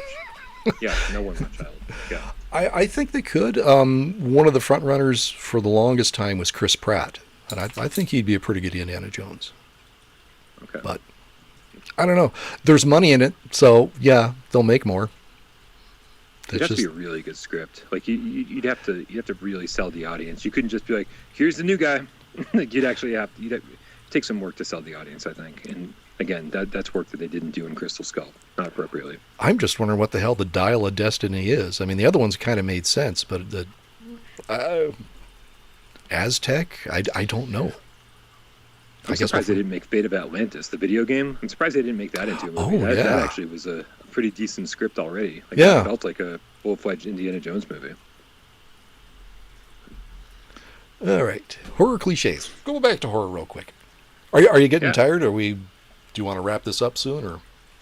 Oh man, whatever. I'm here till the end. Okay. So, what would be like your favorite cliche? What is your feeling on cliches? I mean, when we talk about horror cliches, aren't we normally talking about stuff that's like when characters do stupid things, like they run up the stairs instead of running out the front door, right? And so, like, they're kind of a necessary evil, I think. Otherwise, it's like, well, this horror movie wouldn't work otherwise. But it would be really nice, I think, to see a movie sort of intentionally get away from these things. Like, have somebody run out the front door, and then here's what happened when they ran out the front door instead of running up the stairs. It would be nice if we got a little bit more creativity out of the writers, but I don't know. I don't think. Generally, I feel like writing, like scripts, are not horror movie strong suits, right? Yeah. So I think there's an inherent problem there. It's like, well, who are we going to get to write a good horror movie and actually have it be scary? I don't know how many people have written good movies and also good horror movies, like good non-horror. You know what I'm saying? Yeah. Well, I think cliches are to be expected in certain situations. I mean, look at even at the is it called the Insidious? Or is it the Paranormal Activity? The ones where they're investigators and they've got Annabelle in the house. I always get those two titles mixed up. So, I mean, there's Annabelle. There's an Annabelle series. Then there's The Conjuring, which is The Conjuring. Tangentially related. Yeah. Is that what it was? Yeah. Okay. But even in shows like that, they're very good. There's quite a lot of psychological horror going on there. But then they've got the cliches of the jump scares, like the face that appears in the sheet outside where they're doing laundry. Stuff like that. Yeah, I mean, which I actually really enjoyed. You know, it's like, have we seen it before? Yes. But have I seen it done better than The Conjuring? That was really good, though. Yeah. So I think maybe that's where things could go. Like, instead of rewriting them, just like have them done better. Because I think The Conjuring isn't a terribly original series, but man, I just love those movies. Those are two of my favorite horror movies. And I almost feel bad for saying that ever, because people are like, oh, you love horror movies, but you don't consider, Alien to be one of the best horror movies, or, or Poltergeist or Exorcist or whatever, the point to classic horror movies. And I'm like, I think modern horror movies are scarier. I think they know how to scare the audience better. Right. Like we've evolved, and we've gotten so maybe callous to things that would scare us. Right, like The Exorcist was already outdated the first time I saw it, and I was like, it was scary, but there were already scarier movies out by the time I had done that. And so I think people are trying to one up until the point where it's like the old shit doesn't scare anybody anymore. And so, I guess I'm down to keep the horror cliches around as long as you find better ways to use them. As long as I'm being scared, you can use all the cliches you want. You can use all the jump scares you want. Like, that's just not going to bother me in the slightest. As long as you scare me, you've got a fucking fan. Yeah. Well, in a lot of things like The Exorcist, at the time it was new. Now it's a cliche because everyone else has done things like The Exorcist. Similar scenes appear in other movies, the same kind of scares. So cliches kind of evolve, but there's some that I am just so tired of seeing. The woman tripping in the woods while she's running. Oh, God, yeah. Really? Yep. I mean, yeah, stuff like that. I mean, there's a lot of overused ones where it's just, we can't figure out a way to make this scary, so we're going to make the potential heroine fuck up, and then, yeah. Yeah. That's sort of why, like, like Jamie Lee Curtis is so beloved in the Halloween movies, right? Because like here you finally have like a strong Right. female lead, like somebody who can actually go up against the shape, like where everyone else is just getting their asses kicked. Everyone loved Jamie Lee Curtis because she was a viable foe. She was a viable heroine for where no one else could seem to stand up to him. Mm-hmm. So yeah. So I think when you break tropes, when you're able to get away from that stuff, like I think you end up rewarding your audience in a certain way. Like Scream or Cabin in the Woods. I love both of those movies. The first one of Scream, but they take a lot of cliches and turn them on their ear. Not in a J.J. Abrams way, but in a clever way that oh shit, I didn't see that coming. Did you see? I just watched 2 movies recently that I've been meaning to get around to for the longest time. I'd actually picked up Mandy and Color Out of Space. I picked up both of those like whenever they first came out, whenever you could first get them digitally. I grabbed them and it started both of them probably numerous times and just couldn't do it, man. Like Mandy was too dreamlike and it was putting me to sleep every time. And so I finally committed to watching those. And I will say those are 2 movies that managed to avoid most horror cliches. Really? Yeah, I mean, both of them are pretty well done from an artistic standpoint. But man, I'm not gonna lie to you. I'm so glad I don't review horror movies. I could have killed for some horror cliches, and those like really dive further into stuff that the horror genres are known for, because both of them seemed like they could have been really good, and instead they were both just okay. So I don't know. Maybe horror cliches are a necessary evil. To a certain extent, I would agree. I really wanted to see Color Out of Space. I had it on my watch list on Prime for the longest time, and I finally got around to I'm going to watch it tonight. And then it wasn't available. It says you can either buy or rent it, and like that. But I'm a huge H.P. Lovecraft fan, so that excited me. But I don't know. It was. I say that it avoided horror cliches or horror tropes, but honestly, there were so many times we were watching and we were like, why did they do this? Why didn't they say that? Like, why, this whole thing could have been avoided if they just did that, and so I guess they were there too. And so even, I don't know, even like the more artistic horror movies still fall victim to these things, I guess. Yeah. And also, by the way, Geisen and Robert both corrected me that it's William Hurt, not John Hurt. I can sleep well tonight. Yes, I know. Yeah. So, when it comes to, I know you don't really care for the 80s horror movies that much. You're more not into the slasher movies and stuff. But if you were into slasher movies are on the totem pole somewhere. That's the thing. It's like I will go like my totem pole of horror movies is still even the stuff that's kind of lower on the totem pole, like slasher movies. I still prefer everything on the totem pole to like a straight up fucking action movie, right? Or a comedy, right? Give me something on my totem pole first, and then I guess when I run out of those things, then I'll watch the other stuff. I'm not a big action movie fan. I don't think comedies are ever funny for the most part, and so I will totally watch a slasher movie over a comedy or an action movie. Okay, well, we got that straightened out. Sorry. No, that's cool. What would be your weapon of choice? A 2x4 with a nail at the end of it. There you go. Yeah. Dude, like, tell me this. Do you have a plan for the zombie apocalypse? Like, I think everybody should, but do you have one? Well, I live in Montana, so of course I've got a few guns. Just goes with the territory. Okay. I do. Yeah, actually I do. There's a school 2 blocks down that has an iron wrought fence around it. Perfect place for zombies not to get into. So that would make a nice barricaded area. I'm just going to lock my door. Like, I live on the 14th floor of my building. Unless this is like, World War Z zombies or Days Gone zombies, where they actually can climb up on top of each other and form like, structures by the mass of them existing. They're not getting up here, right? And so I'm just going to lock my door, right? And I know eventually that's not going to work, right? Because eventually I'm going to run out of food and supplies and have to like venture out, and I'm going to have a weapon of choice.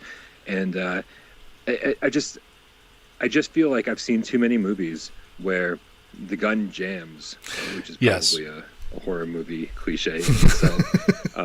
You know, and it's always like, but it's the things that always work are the simplest. It's like, oh, I'm gonna wrap barbed wire around this baseball bat, and that fucking works till the end of the movie. So I think I would pick a melee weapon, man. I'm not a big gun person, so yeah, maybe like 2x4 with a nail at the end of it, or barbed wire baseball bat. What made me think of this was Super Hot. The second I picked up that hammer was so satisfying. So I would, a melee weapon would be more fun, but I don't know. If you're a good shot, you can take him out from a distance. Stingray says a Costco. A Costco? Yeah. Like, I don't know if that's his plan or what. My weapon of choice would be to live in a wholesale outlet. Okay, that works. Yeah, that would work. There's a lot of fucking food, and I don't know if they sell weapons at Costco. You could improvise, just like in what was that? Where the dude was in the mall, had the Lego head, Dead Reckoning, Dead Rising. Dead Rising. That's what it was. Yeah. Was it Dead Rising? I think it was Dead Rising. All the names of games sound the same to me now. Yeah. Dead Rising. That's right. Yep. Yeah. Actually, Stingray says swords. Swords never let you down. Only if like I had a katana or something and I could decapitate heads with it. Like, I think that would definitely be better than a baseball bat with barbed wire. I just don't know how much I trust the ability to decapitate zombies. Right? Yeah. Like how, I don't think bone breaks down as quickly as people think it does, right? And so slicing somebody's neck to begin with, like, getting through flesh, and then on top of that, like slicing the spinal cord. I just don't see it happening the way it does in movies. So I don't know if I trust swords as much as they make it seem like we should. I grew up on a farm, so even decapitating a chicken was not an easy task. So something that big, you got to have some heft behind it. So, what was? Did you have to go hold the chicken down with like an axe and go boom, boom, boom, like do that thing? Like, oh my god. Yeah. Yep. Although that was not as bad as castrating pigs. Yeah. Okay. Yeah, that's my summer. Not a topic I thought we'd have on today's show. This is a horror movie within itself. And it would just be real life. You could call it Life on a Farm, and it would just be like straight up fucking horror movie. Oh yeah, exactly. Yeah. Wow. Yeah. I need therapy. I'm disturbed. Anyway. Yeah, there was another good comment here I just missed. Oh, Nick Milo says then you'd have to deal with the Costco customer zombies. Well, it can't be any worse than the people I get on the bus, so there's that. Yeah, isn't Costco like a paid membership? Like, I feel like once you they're not very picky though. Right. But once you like start limiting who comes in, and like charging people to even enter your store, like I feel like you suddenly start sorting out some of the riffraff. Yeah, you do eventually. Some. Yeah. Right. Unfinished horror movies. Is there anything that you've watched that you're like, I'm tapped. This is enough. I can't do it. Dude, I'm not kidding, man. People told me it must be the last couple of years now. I don't know how old Mandy is, but people told me I need to watch Mandy, and I don't know who they think I am, because it's really like the way. I tried to start that movie 2 or 3 times prior to just finally finishing it last week. The whole thing is like, just washed in like these saturated colors, and if you've ever taken acid or mushrooms, like there's certainly a visual effect going on where like you kind of feel like you're tripping and you're in this dreamlike state the whole time, and it's like the entire time, like nobody's excited in their conversations, like it's all very much like this, and the conversations that are happening are quiet and reserved, and people are responding in the exact same manner, and this is how it goes for fucking 30 minutes, and I'm like, what is happening? I'm falling asleep. This is awful. And it's like they weren't even interested in their own movie, which is a strange thing to say. And I know it's like supposed to be an artistic thing, an artistic choice, but I just couldn't wrap my head around it, and I couldn't stay awake for it. So when I finally finished watching it, I mean, there's a pretty fucking cool chainsaw battle. Where I'm like, all right, Really? But yeah, so there are cool moments in it that make me go, well, this isn't all bad. But for the love of God, like, yeah, it took me. I mean, what movie takes you years to finish? Mandy took me years to finish. So that's top of my list, man. Very, very topical, because I literally just finished watching it last week. Yeah, that's a good one. I still haven't seen Mandy. It was also on my watch list and never got to it. I mean, obviously I'm not recommending it, but I do need to hear your opinion on it at some point. So once you do watch it, let me know, because I feel like I'm crazy, because this, everybody was recommending it. I am certainly in the minority when it comes to Mandy, and I don't mind being in the minority. I just don't know what people are enjoying about this thing. Yeah, there's a few movies like that where everyone recommends it, and it's like, really? I just don't see it. There was someone answered for me in the chat. Oh, Twitcher. I wish I'd tapped out on Human Centipede. No idea why I carried on watching that. I never finished watching Human Centipede. That was one I just like, no, I know where it's going. I've seen it, enough of it. I finished watching it. You certainly know where it's going. It doesn't get more comfortable to watch. Yeah. There's no reason to finish that movie. Yeah. I can't believe they made multiple sequels, right? Did they? I didn't. Whoa. Wow. Yeah, I'm pretty sure. If you like, I feel like I need to Google this. I think there's at least 2 sequels. Human Centipede film series. Yep. There's 3 of them. Wow. Yep. So do they go for like the human millipede then, or? I don't know, man. I am very happy not to indulge. And it's not, dude. And it's not that like I'm like so disgusted that I can't watch it, right? Because I'm fine with whatever. I'm pretty numb at this point. But it's like, it didn't.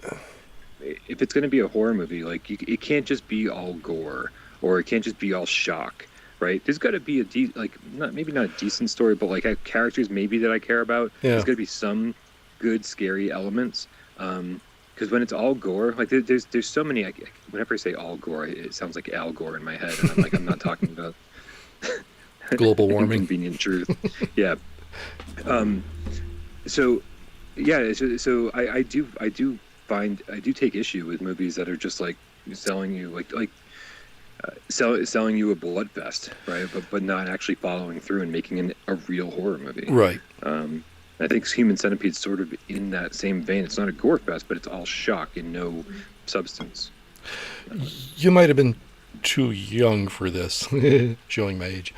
But VHS rentals, there was the Faces of Death. Did you ever see any of those? I think I did. I think like at a friend's house or something. And I think it was a VHS rental. But I don't remember it clearly. Can you refresh my memory, man? I don't remember. It was just a montage of actual deaths caught on video. And some of those were reenacted. Some were fake. You could tell the fake ones. But yeah, that was one I couldn't finish either, because I'm like, why? I mean, this is scarring me. I don't need to see this. And I've seen a lot growing up on the farm. Did you see the recent? I say recent, probably like 10 years ago. The remake of Stephen King's It. Oh yeah. I didn't like the remake. I didn't think it was scary. Like, I mean, when a TV miniseries from the 90s is scarier than your big budget horror movie, I think there's a problem there. And I think most of it had to do with the editing. but I never finished it chapter 2. I was like, oh, maybe the second one like really picks it up. Maybe they listen to the the criticisms of the first movie. And dude, the second one is just so bad that I've never finished it. Like by the halfway point, I'm just like, I can't do this anymore, and I just turned it off. I've been meaning to go back to it. Did you watch them both? I did watch them both. Did you enjoy them more than I did? I didn't. I enjoyed them, but I did not find them scary at all. Not in the least. Yeah. I think that has a lot to do with slick editing and production design and stuff. And that goes back again to the limited budget that they worked with on the miniseries. They had to be a little more creative and make it a little more scary for what they had. And I think that's a problem inherent with a lot of Stephen King movies. Is at one point I read everything that Stephen King wrote up until like maybe Dolores Claiborne, and when the movies come out, it would have your superstars of whatever were on the screen at the 80s and 90s. And Stephen King doesn't write those kind of characters. He writes characters that are more like Steve Buscemi, more like, more average everyday people, but very complex in their motives, in their actions, in their decisions. And you just don't see that in the movies. I know I went off on a side tangent that had nothing to do with it. But No, but you're absolutely right, though. You're absolutely right. It's almost like filmmakers don't understand Stephen King's storytelling. Yeah. So they cast inappropriately, they edit incorrectly. Like, I mean, I'm not a filmmaker, but man, I do feel like if you gave me It Chapter 1 and said re-edit this thing, I could do a better job, because there were so many issues with with Pennywise like running at the camera, and because he did this fast walk thing, right? That was new, and I was like, I guess that could be really creepy, but they just always held on that shot way too long. If you cut away from that, then then your mind is starting to wonder, like where is he? What's he doing? And it gives you a chance to get scared. But instead, they just hold on that shot, and he's just like running, and I'm like, this is not doing anything for me. And it kept happening over and over and over throughout the course of the movie, where I'm like, whoever is editing this just doesn't understand horror at all. Right. Because I do think it was well told. I do think it was well shot, and kind of contrary to what we were just talking about, I thought the actors were decent. Those kids were convincing. Oh yeah. And so it was a well told story, but it just wasn't scary. And again, like, I mean, do you remember the Tommyknockers TV series? Everyone remembers Stephen King's It, but no one talks about the Tommyknockers. Right. Good book. That shit was great. Really good book. Yeah. I read the book right after the It miniseries came out, because somebody said they're doing Tommyknockers next. I was in 6th grade reading, 1,200-page Stephen King. Right. Eventually, my parents took them away from me because I couldn't sleep at night, and I was like, okay, that's better. But even the Tommyknockers miniseries, which wasn't great, is still better than these new It movies. Yeah. One that was pretty effective was Dreamcatcher. I thought they did pretty good casting and directing on that, and acting. I think I remember that. I don't have a good memory. Is it? There's a cabin, right? And there's a creature. And, man, I did too many drugs. And again, it wasn't really scary, but it was very enjoyable. I liked it a lot. Gotcha. I see. There's one that people always bring up, The Mist. Right, when you're trapped in the supermarket. Mm-hmm.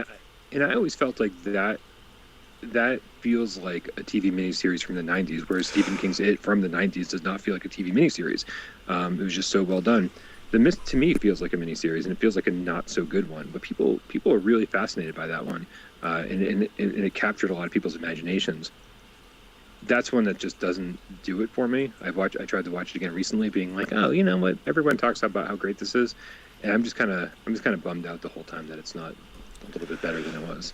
I've actually never seen The Mist. It really depends upon the setup and the twist.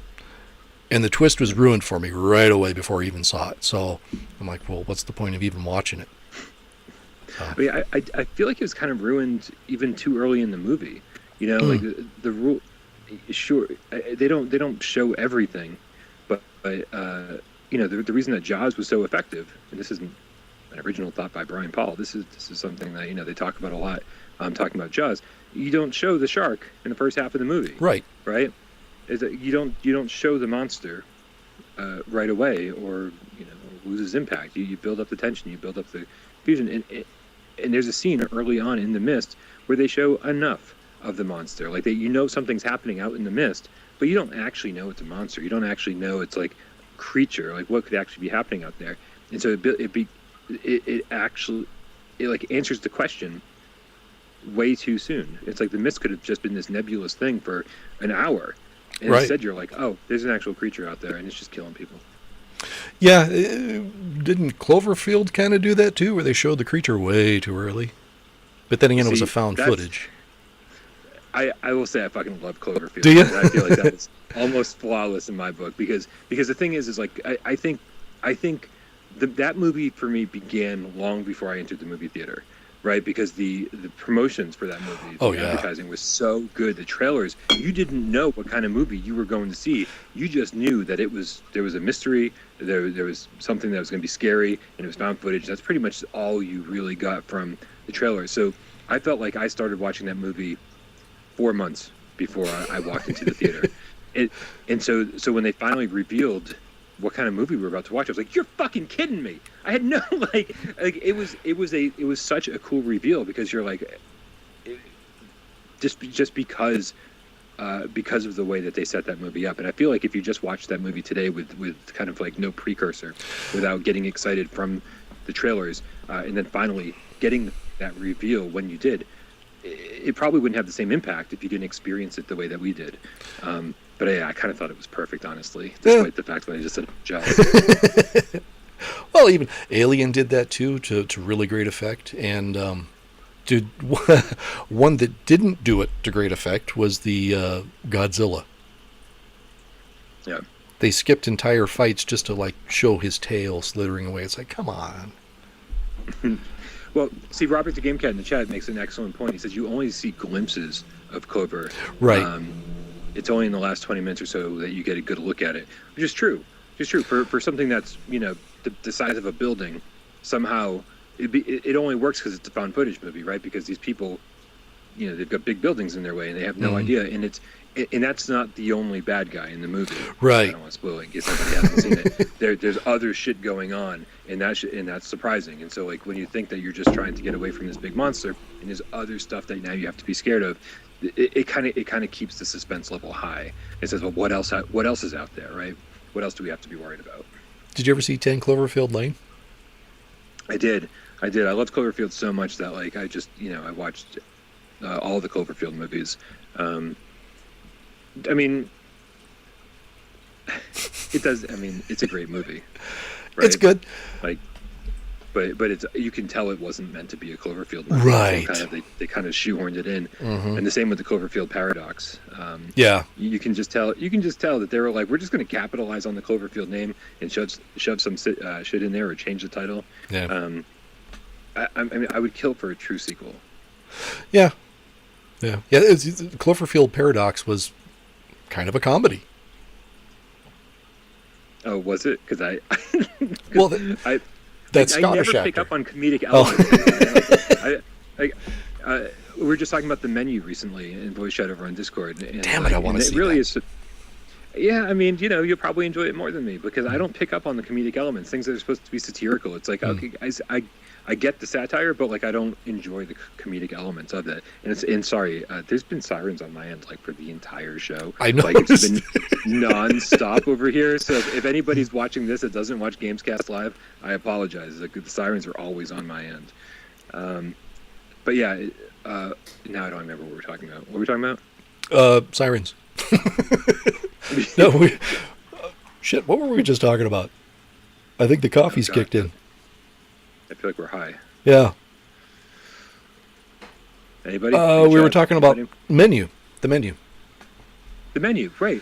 And so yeah, so any horror movie with comedic elements, I never pick up on. I take horror movies extremely seriously, and find myself I just don't end up enjoying the movie as much because it's I don't know, man. There's something wrong in my brain. Thank you. Everybody's like the menu. There, like I am the first one to admit there's something wrong in my brain. Like there's a reason that comedies don't work for me. I don't find scripted comedies funny.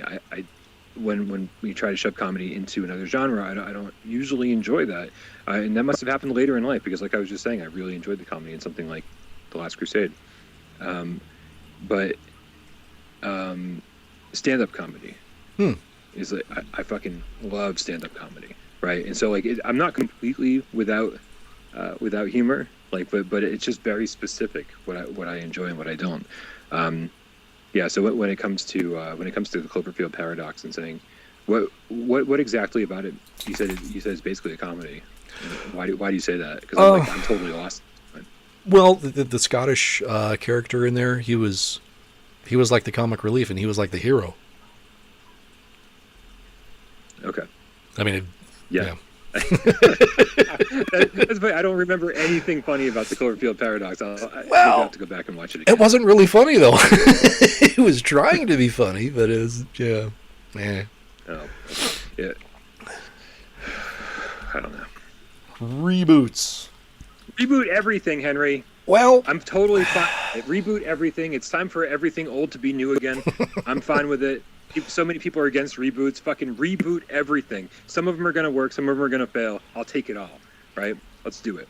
It depends. Sometimes if you could throw a new twist on it, and sometimes it's like, well, why are you even trying? The first one was perfect. All you're doing is cashing in. Why not do something along those lines? Do you have a visitor?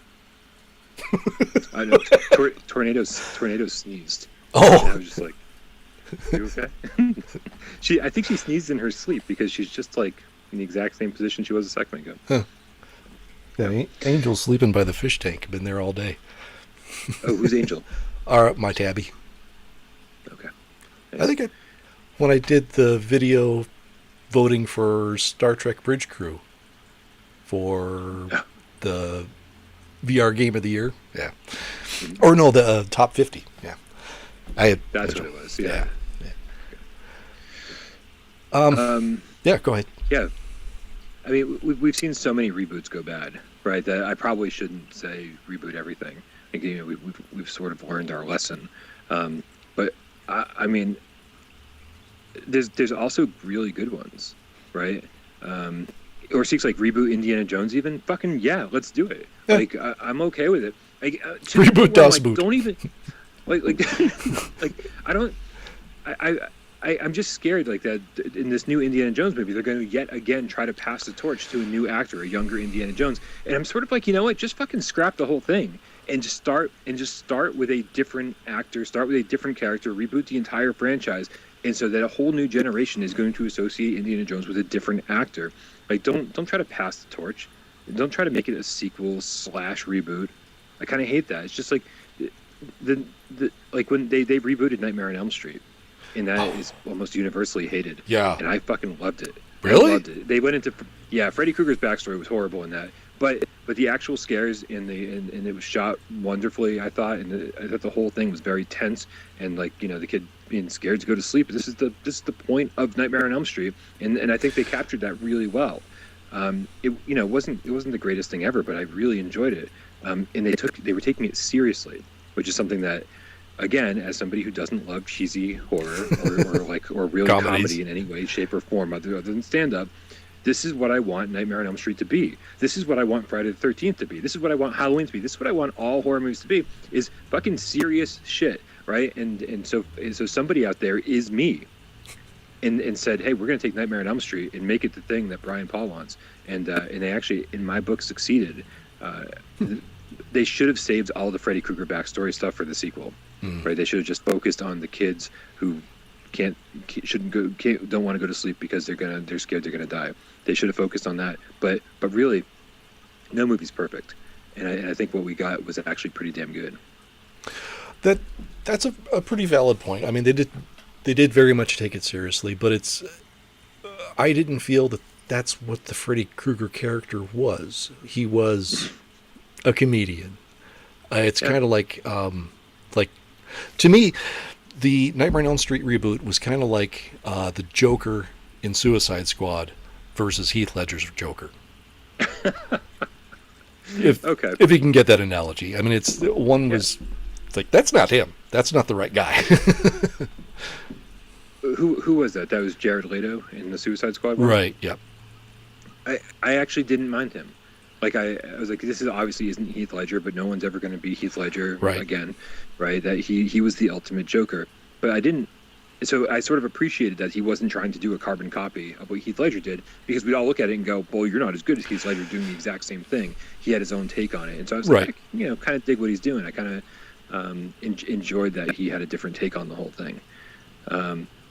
So I mean, I don't know. I think I like the stuff that everyone else hates. Apparently, is what we're getting at here. And hate the stuff everyone else likes. Generally, it seems to be the case. Why does anyone trust my opinion on anything? I think is the real question of the show. Yeah, I can see that. Going back to the Joker analogy, each incarnation of the Joker has been a different take on it. Did you see the new The Batman? Yeah. Did you see the deleted scene with the Joker? No. What was the deleted scene with the Joker? It's really good. That's probably one of my favorite Jokers. In the deleted scene, Batman goes back to Arkham Asylum and he's trying to get intel out of the Joker. And you see little glimpses of his face and panning shots of parts of him. But it's so effective. It's so creepy, and he is actually kind of funny. So yeah, it was really good. I enjoyed it a lot. Nice. I'll have to check that out. Did you like the? I mean, the man, Batman just keeps getting rebooted and rebooted and rebooted. Yes. Like to the point where it's like, have we done this to death? I mean, Spider-Man, I guess, same thing happened to an extent. Did you like the new Batman? I did. I thought it ran about 45 minutes too long, but that was kind of the story they were weaving. If you watch it again, if you have the time. I'm down. If I've got homework, then I'll fucking do it. That is the story they're telling, where even the Batman's like, well, this is solved. Well, wait a minute. What about that? And it's extra little clues that the Riddler had dropped that led up to more things. And I liked it. I really liked the Catwoman in it. I just like that it got so dark that this is the Batman version of the Crow. Yeah. Like that's how dark Gotham City got. That's how dark Batman got. That's how emo Batman got. Right. Fucking Patterson, right? And it's just like this is the Crow, but Batman. Yeah. Like that's exactly what this movie was. And because of that, I fucking loved it. Yeah. I was like, I'm 43 and I'm still like a 14-year-old emo girl. It's crazy. Well, I think we're done with reboots. I don't think I have the energy to do 6 Degrees of Separation. Well, the first game didn't go terribly well. No, it didn't. I'm not opposed to skipping the second game. I can see why the other two co-hosts no, I don't want to do that. It was a good idea in my head, but it just didn't pan out. Yeah. So if we do that beforehand, and then think of a few to But then what's the point of the timer? So I don't know. I got some shit to work on. The point is we're going to dupe the audience into thinking that we're just really creative. There you go. Right? I'll edit this out. They'll never know. They'll never have it. They'll never know. And then they'll be like, we'll decide the winner ahead of time, right? And like one of us will have like 7, and the other one will have like 9, and you'll be like, oh man, that was so close. If only I had thought of a couple more, Right. And then the audience enjoys it more because there was a good competition and also some really great porno movies. Right. Reference. Yeah. Yeah. Everybody likes a good porno. Phallic fantasy. Anything. It's still the only one I've got. It's sort of been in the back of my mind this entire show, and I don't think I have any good ones. I had thought of so many when I was driving the bus today, and I can't remember any of them. Oh, Conker's Bad Fur Day. Doesn't need any changing at all. Doesn't need any changing at all. I feel like I would go too far with them. Like I would change Uncharted to Legs Parted, and but then you would never know what game I was referencing. Like Legs Parted. Yeah. Well, I was also thinking Double Dildo Dragon and its sequel, Double Penetration Dragon. But that's... Yeah. Okay. Yeah. I think that's a good spot to end. So it's like Donkey Show Kong. Hey, there you go.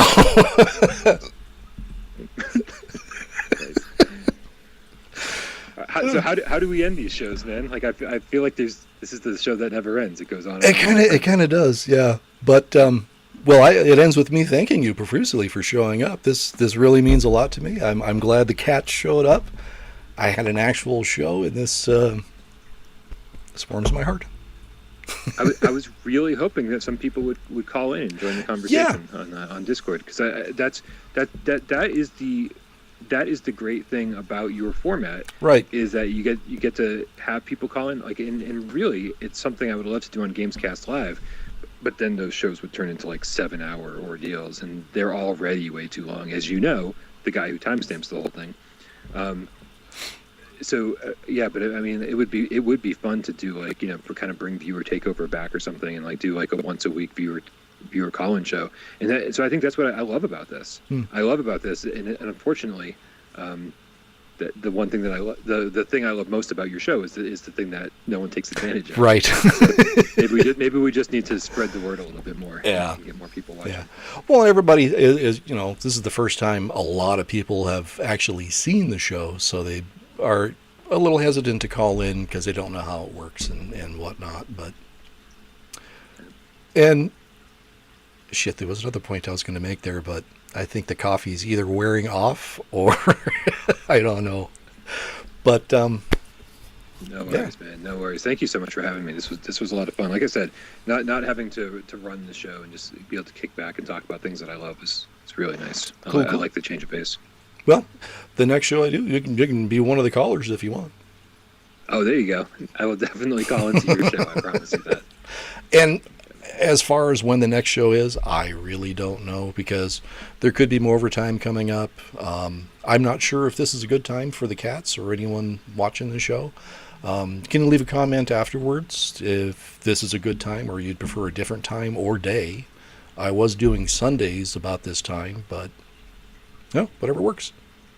So Seek says it's 2 a.m. where he is. So shit, yeah, not good for you. A little late for him. Yeah, that is the problem. We never wanted Gamescast to be a 6 p.m. show, because for half of the world they're sleeping, right, or about to go to sleep. So it's a bad time.